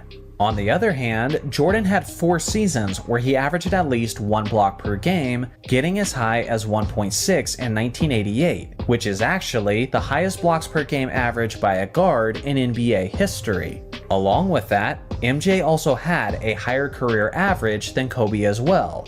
There are other stats that should factor into this comparison as well, like advanced stats, and one of the examples of that is defensive win shares. At Kobe's best in the year 2000, he had a grand total of 4.5 defensive win shares over the course of that season. On the other hand, Jordan exceeded that total in 9 different seasons of his career, getting as high as 6.2 in 1996. Now listen, clearly all of these defensive stats are in favor of MJ. And I'm not bringing these up in an attempt to slander Kobe by any means, as he was at the very least a very good defensive player, but I'm simply pointing out that there's layers to this thing. Now with all of these stats mentioned, some might want to point out that defensive statistics aren't always the best metric to understand the greatness of a defensive player. And you know what? That's a decent point. For example, Dennis Rodman is widely recognized as one of the greatest players of all time by pretty much everyone. Yet Rodman was nothing terribly impressive from a statistical standpoint, as he never had one season where he averaged at least 1 steal or 1 block in the entirety of his NBA career. Some of you may be wondering, if that's the case, what makes him a great defensive player?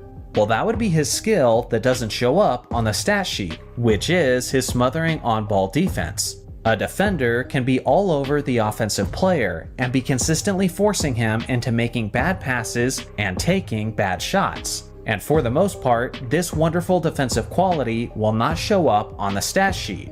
So with that in mind, let's revisit the comparison and evaluate how good Kobe was as an on-ball defender. A lot of this relies on personal experience and the eye test. From my observations, Kobe was a much better on-ball defender earlier in his career, as he began conserving some of his energy as he got later into his career. I also believe that Kobe was what I call a situational defender. The Mamba was the kind of elite defensive player who would pick his spots, based on the gravity of the moment, who he's up against, and what he's trying to prove. I don't think it will come as a surprise to anyone when I say that Kobe didn't always have the same intensity defensively as he had in the 2008 Summer Olympics. That's because he picks his spots, and that was a spot he picked. Obviously, we've all seen the highlights of Kobe putting the clamps on guys like Dwayne Wade and Kyrie Irving, and in large part, that was because Kobe accepted the challenge of a one-on-one superstar matchup. That was a spot he picked. But as a longtime Lakers fan, I also remember many instances where Kobe got a little lazy on defense and maybe relied a little too heavily on guys like Andrew Bynum to contest his cutting man at the rim. Although Kobe was capable of being the best defender on the court at any time, I also don't remember him bringing his best effort as consistently as guys like Jordan and Rodman. Don't just take it from me though, take it from his championship head coach, Phil Jackson. In his book called The Last Season, which was about the 2004 Lakers, the Zen Master had this to say about the Mamba. Kobe's defense, to be accurate, has faltered in recent years, despite his presence on the league's all-defensive team. The voters have been seduced by his remarkable athleticism and spectacular steals, but he hasn't played sound, fundamental defense. Mesmerized by the ball, he gambles too frequently, putting us out of position, forcing rotations that leave a man wide open, and doesn't keep his feet on the ground. This was Phil's honest perspective after the team imploded with their finals loss in 2004. Since Jackson was then retired at that point, that was probably the most genuine response we could have got from him. That was far from the last time that Phil would comment on Kobe's defensive abilities. And around the year 2010, Phil said that Kobe started winning some of his defensive selections based off of his tenacious reputation and not so much of his actual play on the court.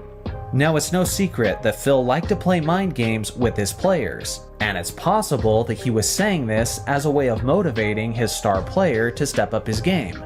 Now, whether or not that was the case, I kind of agree with Phil's assessment. Although Kobe made a total of 12 all-defense teams, a total of 9 or 10 probably would have been more accurate, as it appeared clear to me that he had become vastly more selective about giving his best defensive efforts. So at the end of the day, where do I stand on Kobe's defensive abilities? Well, like I said before, he was a top defensive player who was capable of being the best defender on the court any given night, and many times he was. The problem with his defense, according to Phil Jackson and myself, is that Kobe wasn't as consistent as other great defenders, and he didn't have the longevity in that area either. In my own words, I would say that Kobe was a very, very good defensive player. But unlike some other Kobe fans, I think it's a step too far to say that he was one of the greatest defensive players of all time. Throughout the decades, there have been several superstar players who have dominated the league. And then, on the other hand, there have been other star players who became victims of that dominance. Today's video is about the NBA legends who ruined, or at the very least, greatly altered the legacy of another star player. And let me know in the comments what you think are some other examples. Without further ado, let's get into it. First off, Larry Bird, who ruined the legacy of Sidney Moncrief. All of you know who Larry Bird is. He was a 3-time NBA champion, a 3-time MVP, an all-around skillful threat everywhere on the court, and simply one of the top 10 greatest basketball players of all time. Let's be real, this 6'9" assassin doesn't need much more of an introduction. On the other hand, there's Sidney Moncrief. This 6'4" guard was one of the great two-way players of NBA history, as he was actually the first Defensive Player of the Year in 1983. And he's the only guard who's ever won the award multiple times. At his peak, he was averaging more than 22 points per game, and he was a perennial all-star, earning a selection in 5 straight seasons. He was the leader of the Milwaukee Bucks franchise throughout the majority of the 1980s, as they were talented enough to be considered as frequent title contenders. Unfortunately for Moncrief, he was playing on an Eastern Conference contender at the same time that a prime Larry Bird was. And more often than not, when their paths crossed, Bird showed no mercy whatsoever. Things started off looking bright for the Bucks though. The two teams met up in the 1983 Eastern Conference semifinals, and the Bucks brought their best effort, as Moncrief put up these strong averages over the course of the series. On the other hand, Larry was hindered by an intense case of the flu that actually caused him to miss Game 2.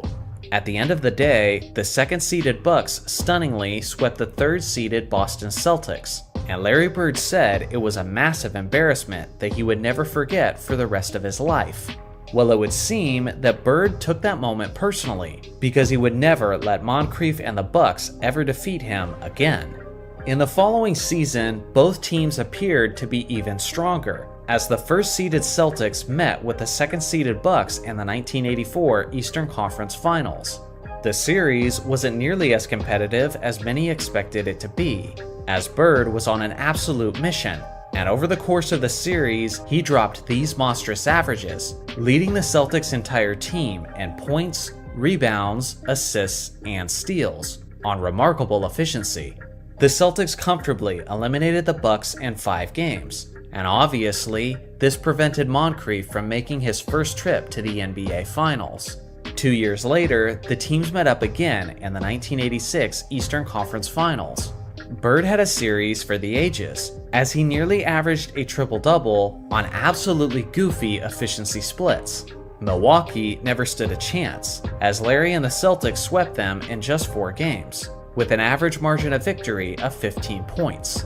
This was now the second straight season that Bird kept Moncrief from reaching the NBA Finals. The following year, the two teams met in the playoffs for the 4th time in just 5 seasons, and it was in the 1987 Eastern Conference semifinals. With the recent acquisitions of Jack Sikma and John Lucas, Milwaukee was poised to put up a greater fight than the previous season, and they did just that. Facing elimination in Game 6, Sidney Moncrief produced an epic performance as he dropped 34 points, 6 rebounds, 4 assists, and 3 steals on 55% shooting. They pushed Bird and the Celtics to a 7th game in Boston, but at the end of the day, Larry Legend was once again too much, as he put up 30, 10, and 8 in the decisive game, and the Celtics took home the win, with the final score of 119 to 113. Yet again, Bird had a dominant series, filling up the stat sheet across the board. In my opinion, Moncrief is already regarded as one of the most underrated players in basketball history. But because of Bird, he was denied several trips to the NBA Finals, and he may have even gone on to win an NBA championship, which would have certainly made him a legendary figure in the city of Milwaukee. To this day, many young basketball fans have never even heard of Sidney Moncrief, but I promise you, that wouldn't be the case if Larry Bird never existed. Next up, LeBron James ruined the legacy of DeMar DeRozan. This one is recent history, so it's not like I'm breaking any major news here. LeBron has the famous nickname LeBronto for an extremely good reason. For a while, he was punishing the Raptors year after year, and the player who suffered the most for that reality is DeMar DeRozan. For a while, people were considering DeRozan for the title of the greatest Toronto Raptor in franchise history, But the thing is, since DeRozan was traded in the summer of 2018, Kyle Lowry and Kawhi Leonard became NBA champions with the organization, which was the franchise's first and only title ever. DeMar could have been the first superstar to lead Toronto to the NBA Finals, and potentially win a championship. But of course, LeBron got in the way, time and time again. It started in the 2016 Eastern Conference Finals, where the first-seeded Cavs were taking on the second-seeded Raptors. DeRozan had a solid series of his own, but it hardly mattered as LeBron efficiently dominated the series. They met up again the following year in the 2017 Eastern Conference Semifinals, and somehow James was even stronger than the previous season. The Cavs convincingly swept the Raptors, with an average margin of victory of 15.3 points. And the main reason for that was the Kings' utter dominance, as he put up averages of 36 points, 8 rebounds, and 5 assists on 57% shooting. And just when you start to think that he's caused them enough misery, James did it again the following season. This time, his Cavs swept the Raptors out of the 2018 semifinals, even without Kyrie Irving. And LeBron did it in iconic fashion, as he averaged 34, 11, and 8 on 55% shooting over the course of the series. Without LeBron's impact, DeRozan would be known today as the man who first took the Toronto Raptors to the NBA Finals. And if DeRozan had done that, then the Raptors management likely never trades him to San Antonio for Kawhi Leonard in the first place, which means Leonard never wins the championship that ended up diminishing DeRozan's legacy.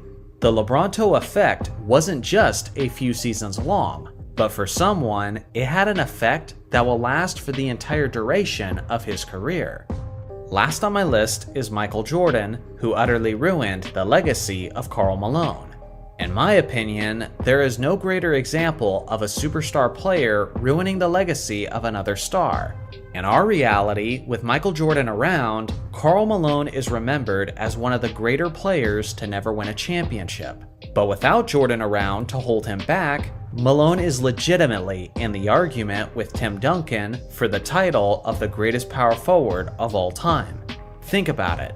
The Jazz squared off with the Bulls in the 1997 and the 1998 NBA Finals. In both cases, Jordan iconically defeated Malone and the Jazz to secure his 5th and 6th championship ring. In the process, Jordan made everyone look like a fool who voted for Malone as the MVP in 1997, as MJ immediately outplayed him and hit the game-winning buzzer beater in the first game of the NBA Finals. Without MJ, Malone likely has 2 championship rings, and possibly a Finals MVP or 2. Without MJ, Malone would have finished with 2 league MVP awards instead of 1, which is a total that would have equaled him to the great Tim Duncan. Along with all that, in our reality, Karl Malone has no scoring titles on his resume, but this was entirely Michael Jordan's fault. If you eliminate Jordan out of the picture, then Malone would have won the scoring title in 1989, and in 1990, and in 1991, and in 1992, and in 1997. In this scenario, those 5 scoring titles would give him more than Kevin Durant, Kobe Bryant, and LeBron James. In fact, that would give him the second most in NBA history, trailing only Wilt Chamberlain. Now let's be clear. Michael Jordan was known to stop many superstar players from winning championships and from building their legacies. But there's no question that no player's legacy was hit harder by Jordan's impact than the one they call the mailman, Karl Malone. Every legend of the game had to start somewhere. Some immediately let the world know how great they were, while others left a lot to be desired. So how did your favorite player start his career? Today, we're looking at the Day 1 rookie performances from the NBA GOAT candidates. According to my personal NBA GOAT series, there are a total of 9 GOAT candidates: Wilt Chamberlain, Bill Russell, LeBron James, Magic Johnson, Larry Bird, Kareem Abdul-Jabbar, Tim Duncan, Kobe Bryant, and Michael Jordan. Let's start with Magic Johnson. It came on October 12, 1979, in a road game against the San Diego Clippers.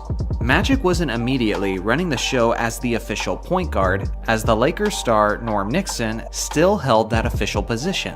With that being said, you could still immediately see Magic's style and his excellent point guard tendencies, regardless of the fact that he was starting at the 2 spot. Offensively, Magic had one of the all-time great debut performances as he dropped 26 points, 8 rebounds, 4 assists, and 4 blocks on 47.6% shooting. But it was the captain, Kareem Abdul-Jabbar, who had the final say, as he hit this iconic skyhook shot as time expired, winning the game 103-102, and the 20-year-old Magic celebrated like they just won the NBA championship. Interestingly enough, as good as Magic was on offense, he was much worse on defense, as he was torched by the Clippers' World B. Free, who dropped 46 points, 7 rebounds, 5 assists, and 7 steals on 65.5% shooting. Magic never went on to be an all-time great defensive player, but fortunately, he did improve quite a bit after this evening. To follow up Magic, we've got to take a look at Larry Bird. Larry's debut game also came on October 12, 1979, and what was simply an incredible day in the NBA. It may seem hard to believe, but there was once a time where Larry had to earn his minutes, although it certainly didn't last very long, as he efficiently filled up the stat sheet in only 28 minutes, with 14 points, 10 rebounds, and 5 assists on 50% shooting. Unfortunately, there is very limited footage available of this game online, but what you need to know is that Larry was his usual Larry self, and his Celtics got the W over the Houston Rockets 114-106. Next, we'll take a look at Kareem Abdul-Jabbar, who at the time was still named Lou Alcindor, but out of respect, I'll still refer to him as Kareem. This debut game was on October 19, 1969, in a home matchup against the Detroit Pistons. Of course, he displayed his artistry with his famous skyhook shot, but he actually scored in a variety of ways this night, as he had an all-around dominant debut game, as he poured in 29 points, 12 rebounds, 6 assists, 3 steals, and 3 blocks on 44.4% shooting. What makes it even more impressive is how he did the majority of his damage while being matched up against the 6'11 Hall of Famer Wilt Chamberlain, who had no answer for the 22-year-old rookie. This was merely a glimpse of the greatness that he would provide that season, as his Bucks won the game 119-110. Next, we'll take a look at another fundamentally sound big man, Tim Duncan. It was on October 31st, 1997, in a road game against the Denver Nuggets. Coming out of Wake Forest, Duncan was one of the most NBA-ready players that the league has ever seen, as his skills, confidence, and maturity was well beyond his youth. In his debut performance, he led his entire team in minutes, playing a total of 35, and he put up solid numbers of 15 points, 10 rebounds, 2 assists, and 2 blocks on 66.7% shooting. It may not have been as explosive as Kareem's debut, but Duncan's consistency and reliability on both ends of the court was immediately noticeable after just one impressive performance, and as a result, his Spurs won the game with a score of 107-96. Next up, we'll take a look at the extremely young Kobe Bryant. It was on November 3rd, 1996, in a home matchup against the Minnesota Timberwolves. Now, unlike many of the other GOAT candidates on this list, Kobe was a bit of a slow bloomer, and wasn't having a strong impact as soon as he joined his team. Part of that was the fact that he was fresh out of high school, but the other part was due to his coach Del Harris not giving him nearly as many minutes as the veteran players. The young Mamba only played a total of 6 minutes. He took 1 shot and he missed it, and had 1 rebound and 1 block to go along with it. I could drag this on, but to put it simply and concisely, the debut of the Mamba was nothing like the assassin that we would eventually know. His Lakers did ultimately win the game with a score of 91-85. Let's take it way back in time and look at who many people consider as the first GOAT candidate, Bill Russell. His debut performance came on December 22, 1956, in a matchup against the St. Louis Hawks. Interestingly enough, St. Louis was actually the team that first drafted Russell, before they traded him to the Celtics, and Russell wouldn't take long to haunt them for that decision. In this debut game, Russell scored 6 points and snagged 16 rebounds and 1 assist on 3 of 11 shooting from the field. Unfortunately, we don't have his defensive numbers on this night, but as usual, he dominated the boards and got the win as he typically does, with a final score of 95-93. How about his rival, Wilt Chamberlain? His first game was on October 24, 1959, against a team he frequently abused throughout his career, the New York Knicks. Wilt didn't just dominate New York on this evening, but he arguably had the greatest debut performance of all time, as he put up 43 points, 28 rebounds, and 1 assist on 63% shooting from the field. Even right out of the gates, Wilt was playing all 48 minutes. The Knicks tried to defend Wilt with a rotation of the 6'8 Charlie Tyra and the 6'11 Ray Felix, but neither were an answer for him, as the 23-year-old rookie had his way with the New York defense. Obviously, his blocks and steals were not tracked during this era, otherwise this rookie game may have been even more impressive.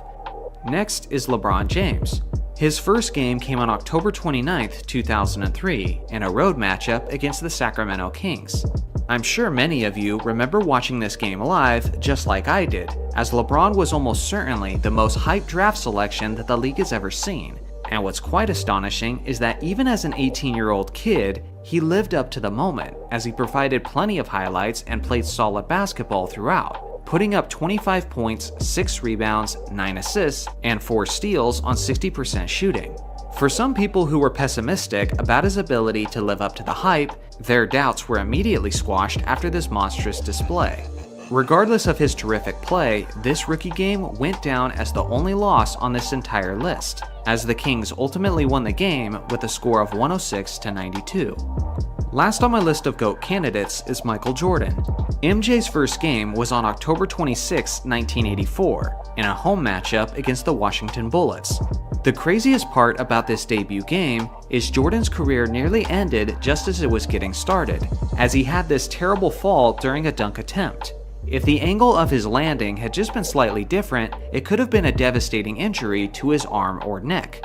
Remarkably, Jordan not only stayed in the game, but he played 40 minutes on the evening, recording a stat line of 16 points, 6 rebounds, 7 assists, 2 steals, and 4 blocks on 5 of 16 from the field.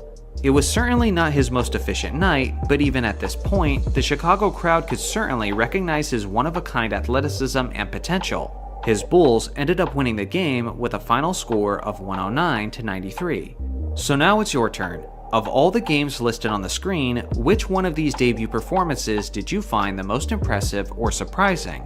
Every legend reaches its end, but not all finales are created equal. Some legends rode off into the sunset with their heads held high in triumph, while others left the game with just a whimper, wondering if they should have called it quits sooner. Today, we're looking at the greatest basketball artists of NBA history as we analyze their farewell performances and see if any closed out their careers with a masterpiece. According to my personal NBA GOAT series, there are a total of 9 GOAT candidates: Wilt Chamberlain, Bill Russell, Magic Johnson, Larry Bird, Kareem Abdul-Jabbar, Tim Duncan, Kobe Bryant, Michael Jordan, and LeBron James. Since LeBron has not yet played his last game, he will not be present in this video. Let's start with the one who most recently retired, Tim Duncan. His final game was on May 12, 2016 in Game 6 of the Western Conference Semifinals against the Oklahoma City Thunder. Famously, Duncan aged gracefully throughout his NBA career, so closing it out with a solid performance didn't come as a surprise. We knew there was a chance that Duncan could retire at the end of that season, but I honestly thought he would be sticking around, as he didn't get the appreciative send-off like Kobe did. With that being said, there are worse ways to go out, as Duncan put up a solid 19 points, 5 rebounds, and 1 block on 50% shooting from the field.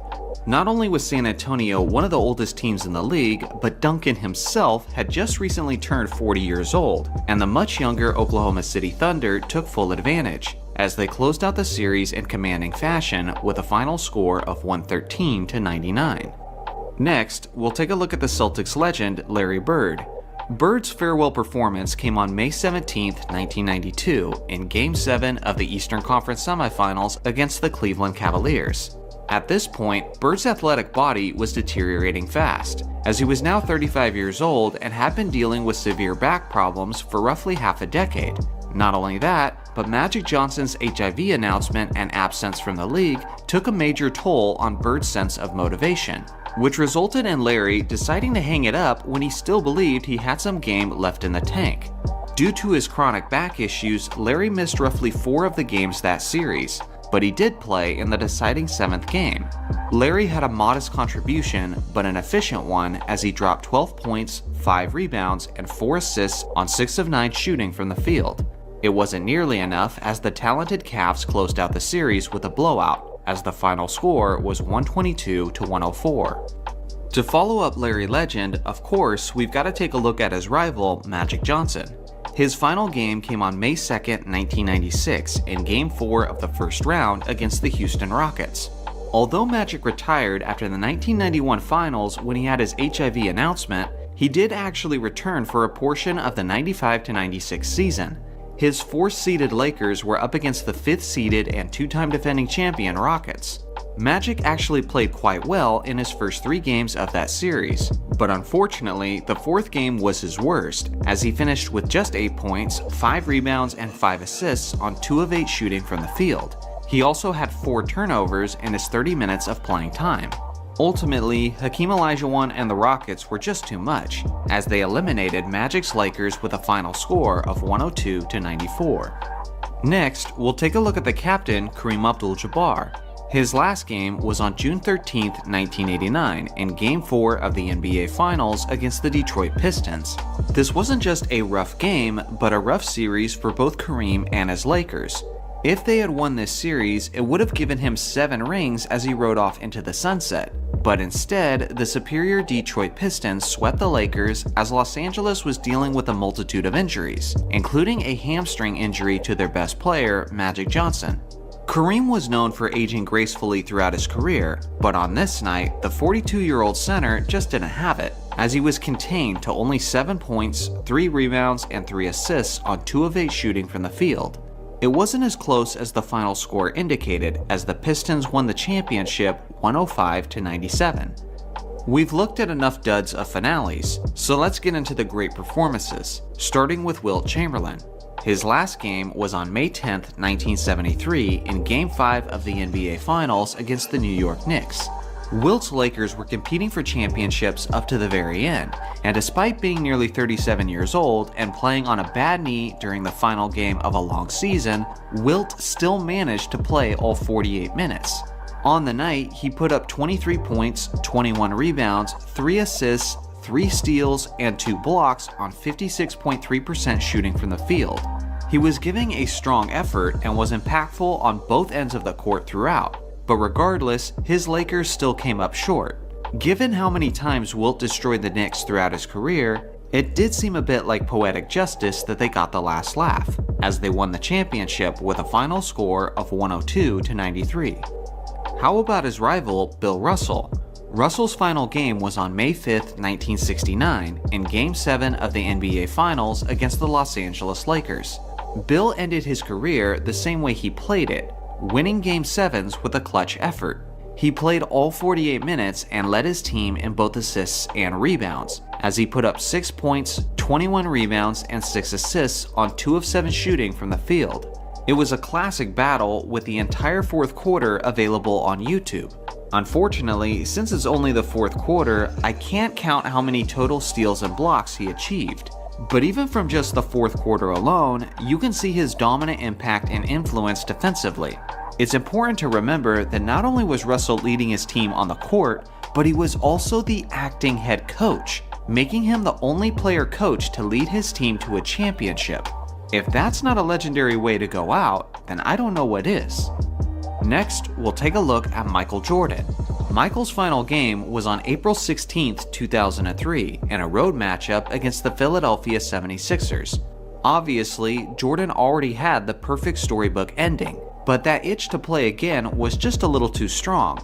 Instead, his final game was in the regular season, and it was far from his best performance, as he pitched in 15 points, 4 rebounds, and 4 assists on 40% shooting from the field. It was mostly mid-range baskets from MJ, but he did manage to get one last finish at the rim. The game was a blowout in favor of Allen Iverson and the Sixers, to such a point that it was basically over by the third quarter. Due to this, Jordan only played 28 minutes in the game, and the crowd was chanting his name as he was on the bench, since they wanted to see him play more. The final score was 107 to 87 in a bittersweet ending for his airness. Lastly, we'll take a look at what's becoming the most famous farewell, Kobe Bryant's. This game was on April 13, 2016 against the Utah Jazz. The Lakers were 16-65 at the time they were entering this matchup. but you wouldn't know it considering how hyped Staples Center was on this evening. In his 20th season, Kobe was having a terrible year from an efficiency standpoint, as he was shooting a league worst 35% from the field. But a motivated Kobe would exceed expectations for the occasion. Now this game is pretty highly debated concerning how impressive his performance actually was. After all, the Mamba did have to take 50 shots to score his 60 points, although he did make 44% of those shots. For me, the most impressive part of that night was his finish, as he made his final 5 difficult shots and led his Lakers back from a double-digit deficit when there was only 3 minutes remaining. If Kobe misses any one of those clutch shots down the stretch, he probably loses his final game. With that being said, not every moment was totally legitimate competition. My favorite part was when Kobe completely and blatantly shoved Gordon Hayward away, so he could get some space to get the ball for his final free throws. Kobe's smart. He knew that no matter how badly he shoved Hayward, there's no way the refs are blowing that whistle in that situation.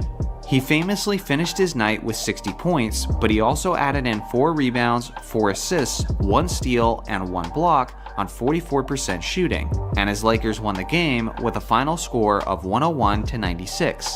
After making this video, I think it's pretty clear just how special and rare a farewell like this actually is. So now it's your turn. Of all the games listed on the screen, which one of these farewell performances do you think was the most impressive? And explain why it's Kobe. I look forward to reading your comments. Thanks for watching as always. Make sure to like and subscribe for more basketball content, and I'll see you guys in the next video.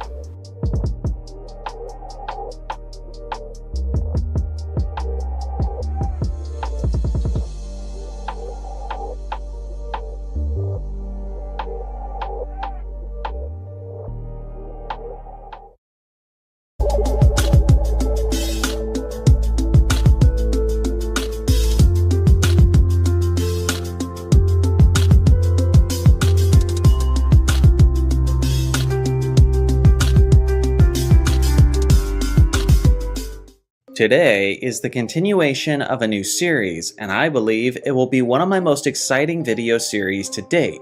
In this video and in this series, I'm researching some epic basketball stories about some of the greatest players of all time. I'll do my best to research these stories to figure out what specific games they're talking about, and I'll do my best to inform you guys on the details of the event. Today, I have a story from the legendary Boston Celtic, Kevin McHale, as he explains his favorite story about his longtime teammate, Larry Bird. Take a listen. I want you to go back. I want you to go deep into time. Okay. You and Larry Bird, teammates for a long time. What's your best Larry Bird story? I think the story that sums up Larry the best was back then when we flew commercial, we didn't fly private. We played in a Tuesday night game in Cleveland. And of course, we got up for the first flight out. We had a game on Wednesday night in New Jersey. Snowstorm hits Cleveland. We're at the airport at 7 in the morning. Flight's canceled at 7. It's canceled at 8. It's canceled at 9. It's canceled at 10. Canceled at 11, 12. We finally leave about 1:30 or 2 in the afternoon. We fly up to New Jersey. Now the storm has kind of moved into Jersey. And the bus driver says, well, I can't get to the hotel and to the arena. I can only go to one place. Well, we had a game that night. We go to the arena. So we get to the arena, and I mean, we're dragging. And we're sitting around the locker room, and, and everybody's kind of, we're tired. And, and all of a sudden, the coach gives a little bit of a speech of, come on, man, guys, we're playing basketball. Let's get ready to go. And Larry stands up, and Larry says, a couple other few choice words, and he says, I don't know about you guys, but I'm going to take it out on their rear ends. So I was like, oh, all right, so let's go. So we go on the floor. Elbert King sitting there, and Larry walks up to Elbert King and goes, don't take this butt whooping personally. I've been eating hot dogs all day. And then Albert King looks at him like, you've been eating hot dogs all day? What's that got to do with me? And we went out and just hammered him. I mean, we terrorized them. And that was Larry. There was no excuses. I mean, he just played. And I tell you, that was just his competitive nature. But a day when you fly all day and eat hot dogs in the airport, best thing was Albert's look on his face like, what hot dogs got to do with me? So here's the thing. I did the research, and this never took place exactly the way that Kevin McHale described it. This isn't necessarily a surprise, because when older retired players are talking about past memories that took place decades ago, it's understandable that some of the details get lost or embellished over time. Here's what you need to know. During Larry Bird and Kevin McHale's careers as teammates, they never once played in Cleveland and then in New Jersey on back-to-back nights. So some of the details of this story must be incorrect, considering how he name-dropped specifically Albert King of the New Jersey Nets on the second night of the back-to-back, and since that was the player that Bird trash talked to, that is probably the team that is correct in this story. Now, Albert King played for the New Jersey Nets from the 1981 to 82 season through the 1986 to 1987 season. So that is the 6-season stretch that I started researching. In that specific time frame, the Celtics played in New Jersey on the second night of a back-to-back a total of 6 times. In those 6 instances, the Celtics lost to the Nets twice. In 3 of those 6 instances, the New Jersey game was preceded by a Celtics home game. So according to McHale, the games took place on back-to-back nights. Both games were road games. They were up against Albert King and the New Jersey Nets on the second night of a back-to-back, and the games occurred on a Tuesday and a Wednesday night. Literally, only one instance in NBA history fits this description. And because of this, I believe I found the games that Kevin McHale was talking about. It was a back-to-back matchup with the Milwaukee Bucks and the New Jersey Nets that began on December 3rd, 1985, which does match McHale's claim of the games occurring during the winter season. The first game was a matchup with a strong Milwaukee Bucks squad, loaded with stars like Sidney Moncrief, Terry Cummings, and Paul Pressey. The Bucks had a solid 15-6 record, while the Celtics were bolstering a league-best 15-2 record. On the first night of a back-to-back, it was actually Kevin McHale who stood out with a dominant performance, as he dropped 29 points, 10 rebounds, 4 assists, 2 steals, and 5 blocks, on a tremendous 11 of 16 shooting from the field. Meanwhile, Bird was being guarded by the lockdown defender Sidney Moncrief, and as a result, he didn't have his best performance, as he finished with 18 points, 9 rebounds, 5 assists, and 5 turnovers, on 8 of 18 shooting. Regardless, the Celtics finished the game strong, and won this epic battle of Eastern Conference contenders with a final score of 112 to 109. But this is when the story started to become interesting and unique. According to McHale, the Celtics were sleep-deprived, they were physically exhausted, they were frustrated with all the flight delays, they were uncomfortable from riding coach, and now they had to play the second night of a back-to-back against a playoff-bound New Jersey Nets team, who had star players like Otis Birdsong, Michael Ray Richardson, and Buck Williams. After a miserable evening, morning, and afternoon of eating awful airport hot dogs, Bird was ready to execute his wrath on Albert King and the New Jersey Nets. Now, based on McHale's explanation of the story, you would think that Bird just exploded for about 50 points or so, while being loaded up on nasty hot dogs. But that actually wasn't the case, if this game was in fact the game he was talking about. If anything, it was quite the team effort, as Bird was 4th on the team in scoring as he dropped 18 points, 3 rebounds, and 5 assists on 8 of 16 shooting. The Celtics seemed to be motivated and angry as a squad, as Danny Ainge scored 26 points, Dennis Johnson had 23 points, and Kevin McHale had 22 points. As a whole, Boston shot a ridiculous 62.2% from the field over the course of the game.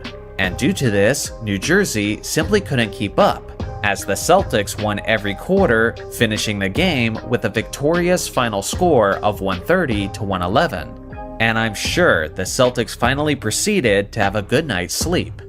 Ultimately, I can't say with absolute 100% certainty that this was the game that McHale was describing, but based on all of the evidence he provided, this is at least a pretty safe bet. At the end of the day, this performance wasn't quite as dominant as we were led to believe it was for Larry Bird. But if anything, it remains as a funny and triumphant story of a team channeling their anger and frustration towards success. Today, I have a story from the great Shaquille O'Neal that he actually tells about himself. Take a listen. That night, it was my birthday. And we had 2,000. Ernie Because of this gentleman over here, D. Scott, I was a party throwing fool. And we had a party. So, usually I go home. Before or after the game? No, after the game. I broke all my rituals. My ritual consisted of, after shoot around, go home, eat 2 turkey club sandwiches with extra mayo and a Diet Coke. Big party, so, usually I go home, eat lunch, take a nap, get ready for the game. But we playing against the great Keith Kloss and the LA Clippers. We always manhandled and beat them. So that day I said, you know what? Since I got a party tonight, I'm gonna let Rick Fox and Kobe and those guys take over. Got the Bentley, I got my suit, so I'm gonna go, foul shave. We're gonna beat them. So if you know what foul shave is? No. Oh, what's that? Foul shave is when you get in the game, you get 2 quick fouls so you can sit down. Right? So I was on foul shave. I wasn't gonna even play this game. I was gonna get 3, 4 quick fouls. I wasn't gonna do nothing. We get out there and they killing us. Now everybody looking at me. Barbecue chicken alert. Chicken alert, Ernie Amgaris. So now I got to play. I didn't get my nap. I'm getting tired. So I'm just scoring. So why are you tired? Because I didn't take a nap, and I'm out all day. I'm out, calling people, going to the mall, getting the jury. I look over to the bench and I see one of my idols telling Keith Kloss how to stop me. I see Kareem saying, "You got to do this. You got to do that." Now I'm pissed. Kareem, Laker. Oh, now so I'm like, give me the ball. I'm like, man, I can get 40. So I got 40, right? I was like, man, I can get 50. So now that I got 50, guys are like, go get 60, go get 60. I'm actually kind of upset at Phil because I think we had like 5 minutes left and he took me out. I think I could have went for 70 or possibly 80 for the game. Phil took me out. So I think he did that because he didn't want me to score more than Mike. That's what I think. As always, Shaq displayed why he's so likable off the court, as his telling of this story was rather hilarious. But just how accurate was it? Let's start by figuring out what game this was. I'm not gonna lie, this one was super easy to find. For one, Shaq says that the game was played on his birthday, while he was on the Lakers. And he says that it was against the Los Angeles Clippers.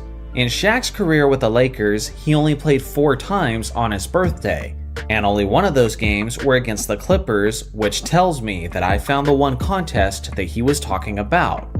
It took place on March 6th of the year 2000. As Shaq humorously alluded to, this was not a colossal battle between 2 contending teams, but rather it was a matchup that the Lakers were fully expected to dominate. Not only were the Lakers expected to win, but I could argue that this was one of the most heavily favored matchups in NBA history. For one, the Lakers had the best record in the entire league at 49-11, while the Clippers had the worst record in the league at 12-47. The Lakers were on a 15-game winning streak and were looking to extend it to 16. While the Clippers were stumbling over their own feet as they had lost 25 out of their last 27 games. On top of that, Shaq was approaching the end of his MVP campaign, and he especially loved playing against the Clippers. Leading up to that night, in his 3 regular season games against the Clippers that year, he was averaging a whopping 33 points and 18 rebounds. Now, it was his birthday, and the Diesel assumed his Lakers would cruise to yet another victory. Now here's an interesting detail. In Shaq's story, he says that they were in a matchup with Keith Kloss and the Clippers. Now Keith was in his 3rd season of the NBA, and he had an underwhelming start to his career, to say the least. At this point, Keith was a 23-year-old center who was 7 foot 3 inches tall, but unfortunately, he didn't have much to his game beyond size, and on the year, he was averaging only 3 points and 2 rebounds in just 12 minutes per game. Now here's the funny part. Keith Kloss didn't even play in this game due to an injury. That's right, Shaq roasted this guy and said that he was motivated by the fact that Kareem was giving him tips on how to defend the Diesel, and yet that couldn't have possibly happened because he didn't even play in that game. I do think there's a somewhat reasonable explanation for this though, so let's press on and I'll get to that.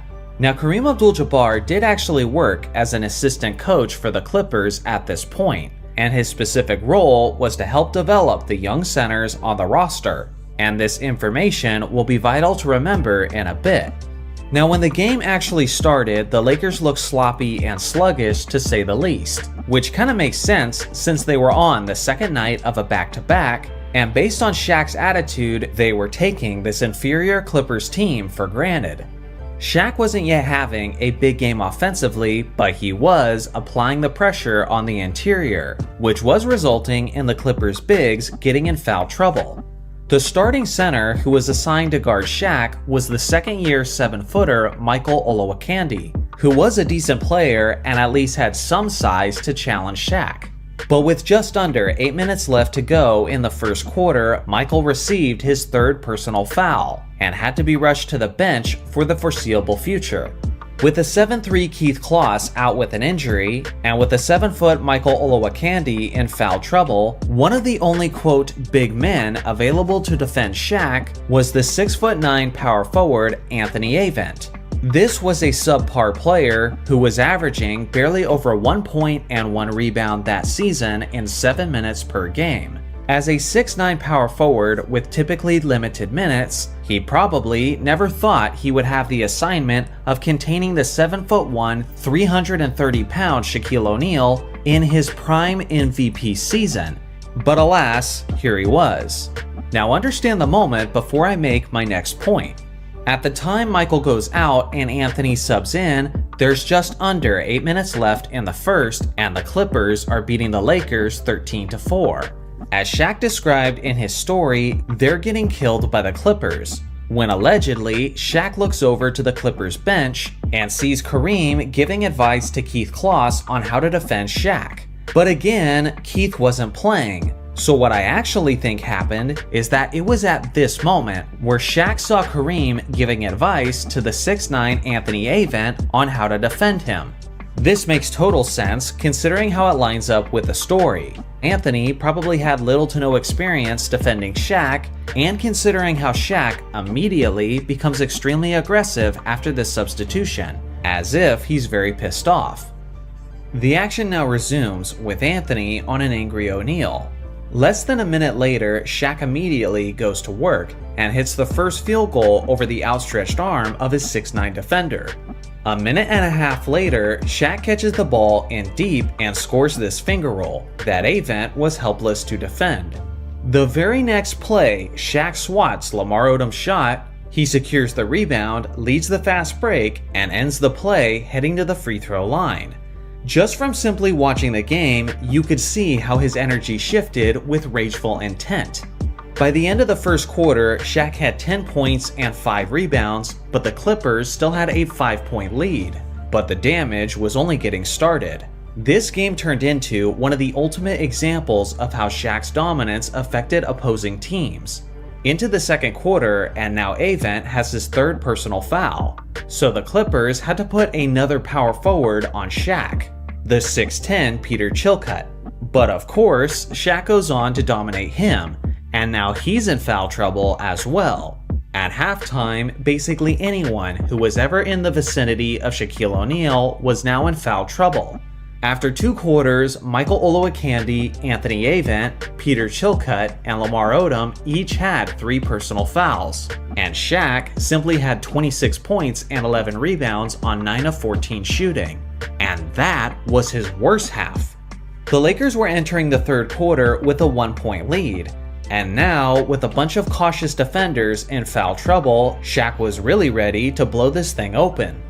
It was full-on bully ball time for O'Neal, as the third quarter turned into an absolute dunk fest for the Lakers superstar.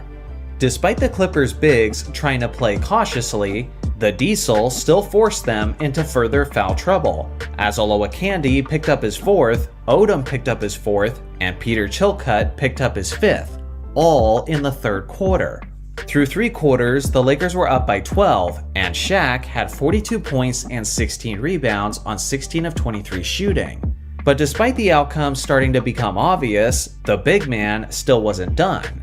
Now, a very desperate Clippers team put their 6'9" small forward / power forward Maurice Taylor on Shaq.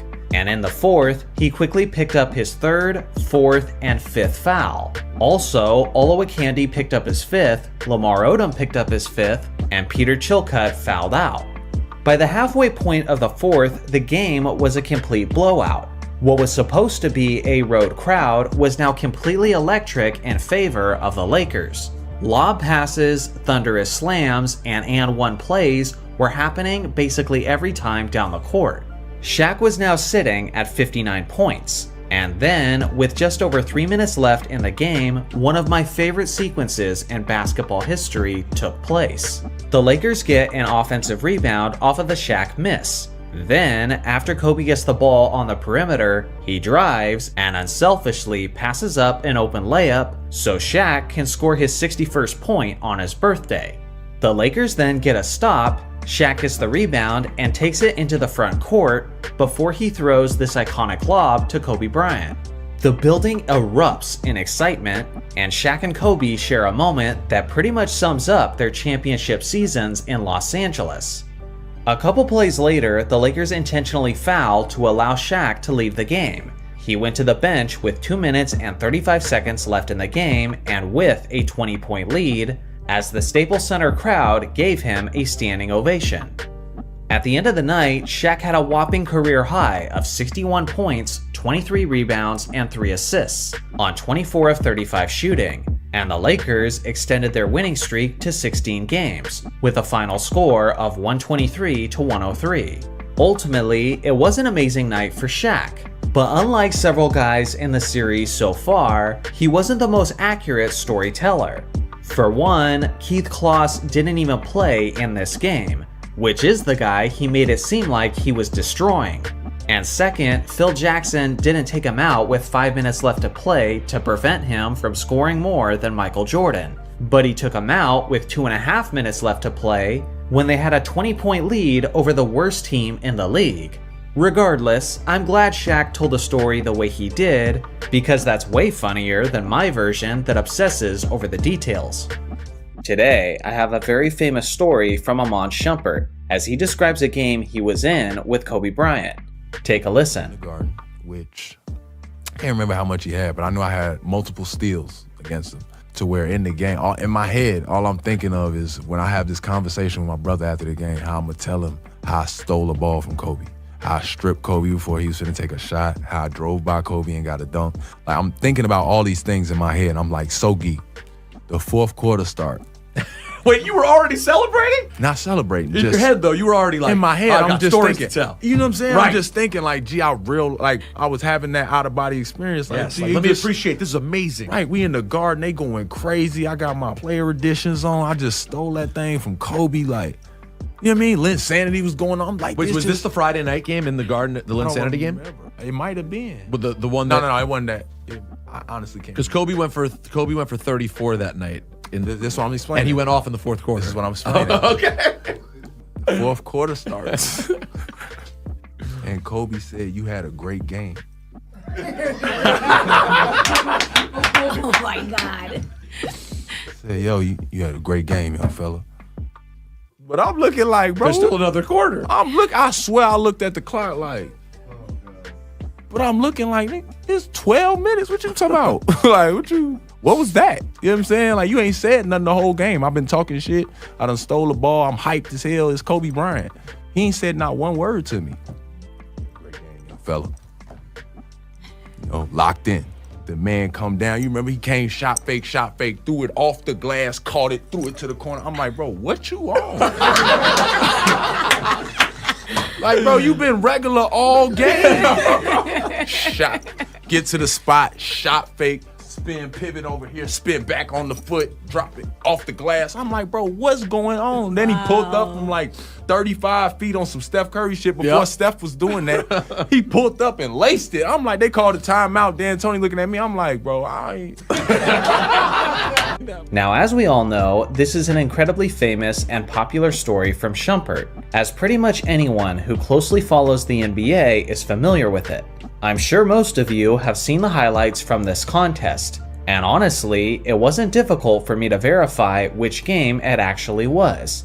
For one, Iman Shumpert only played 3.5 seasons for the New York Knicks. Since the Knicks and Lakers were always East versus West matchups, the two teams only played each other twice a year, and only once a year in New York, which is where Shumpert said it took place. In his rookie season, Kobe and Amon were both active. In his sophomore season, Shumpert was injured and missed his New York game against Kobe. In Shumpert's third season, Kobe missed the New York game due to a fractured knee. And in Shumpert's fourth season, he was traded away from New York before he could play the Lakers. This means that there was only one game in NBA history that had Kobe Bryant and Amon Shumpert up against each other in New York, and it took place on February 10th, 2012. Although most people in this current year remember this contest for the Kobe and Shumpert angle, that was actually not the talk of the town before and after the game took place. You see, there was this undrafted 23-year-old guard out of Harvard University named Jeremy Lin, who had been fighting for simply a roster spot in the NBA for the last couple of seasons. But just a few games prior to the matchup with the Lakers, Lin had taken the reins of the point guard position. And in his first major minutes versus New Jersey, he dropped 25 points, 7 assists, and 5 rebounds. In the next game against Utah, Lin had 28 points, 8 assists, and 2 rebounds. And then in the third game against Washington, he had 23 points, 10 assists, and 4 rebounds. This incredibly unforeseen explosion of elite basketball quickly earned him the nickname Linsanity. Seemingly, he had emerged out of nowhere and was taking all of the media attention in the Big Apple and of the basketball world in general. The night before the Knicks and Lakers were set to square off, Kobe was asked about Lin's breakout performances, and this is what he had to say. Have you been following that story at all? What? Jeremy Lin, are you following that story at all? No idea. I know who he is, but I don't really know what's going on too much with that. Are you surprised at the production that Lin's had over the past week? I don't even know what he's done. I have no idea what you guys are talking about. I'll take a look. Well, although the Mamba was unfamiliar with Lin's eruption, he would soon be made very aware.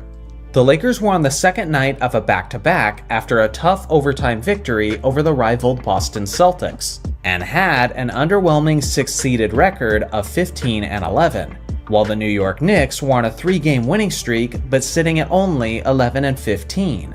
The anticipated matchup wasn't Shumpert versus Kobe, but rather Kobe versus Linsanity. When the game actually started, it was Jeremy Lin who looked like the poised veteran player, while Kobe looked like anything but. Lin continued his hot streak, hitting an array of shots to open the game. At the end of the first quarter, Lin had 10 points on 4 of 7 shooting, while Kobe had 6 points on just 1 of 5 shooting.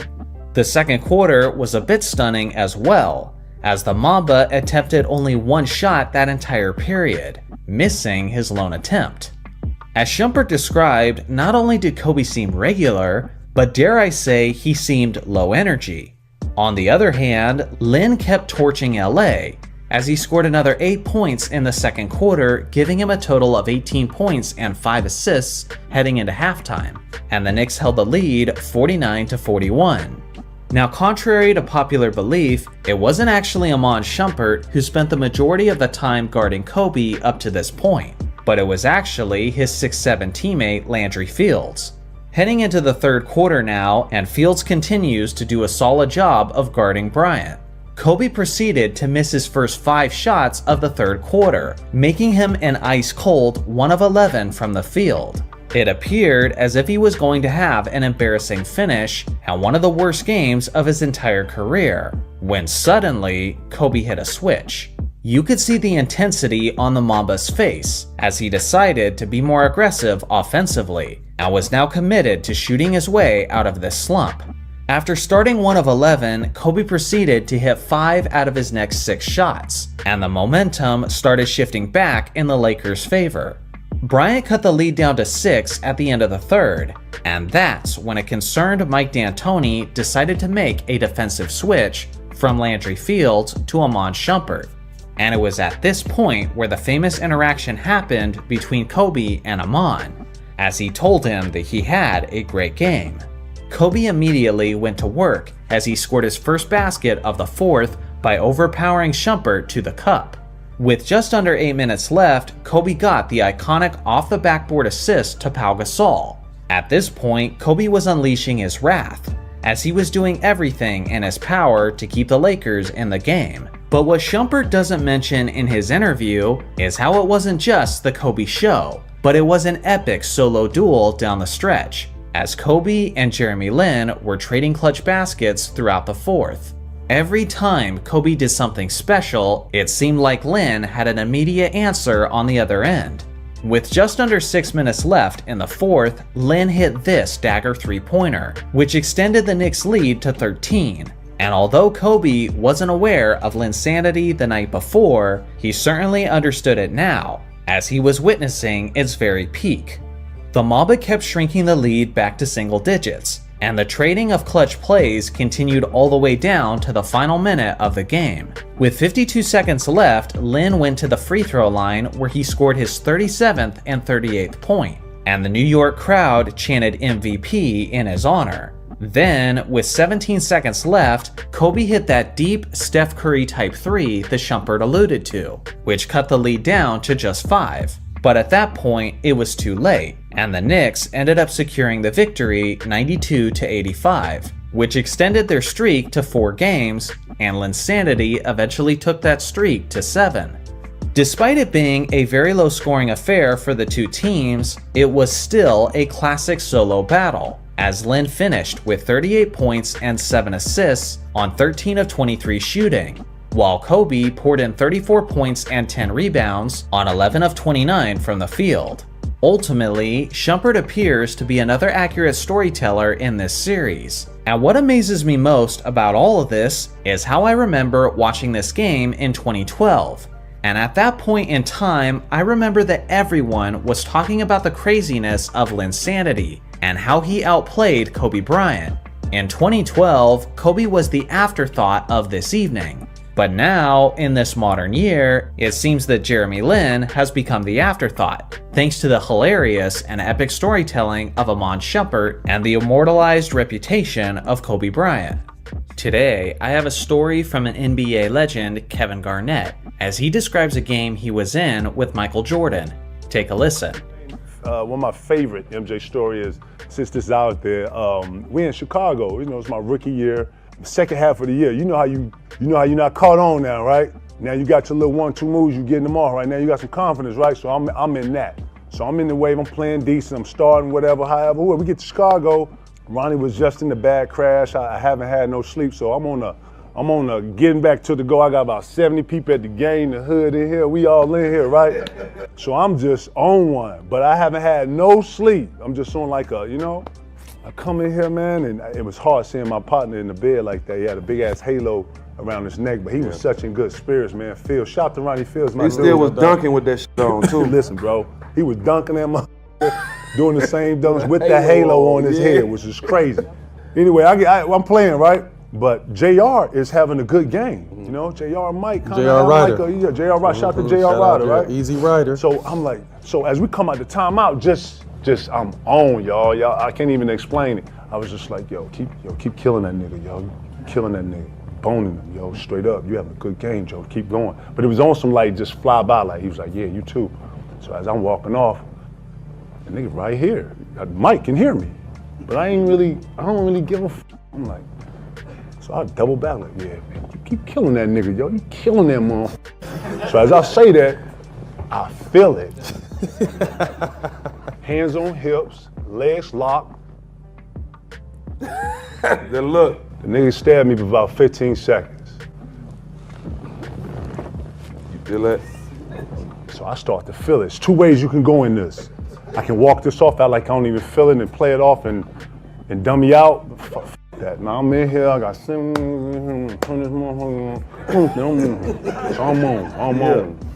Keep killing this nigga. Okay, keep it up. So I hear JR go, yo, all right, yo, fella, keep going, yeah, you too. So he's trying to get me off and over. I don't even, now that I recall it, he was trying to kind of just get off and over. So he go, so I double back, go, and get ready to say something. So he go, hey, look, Mike, he don't really know how I see him and Mike having a conversation. So he's like, he don't really know he excited, whatever. So now MJ on the back leg joint, leaning on you.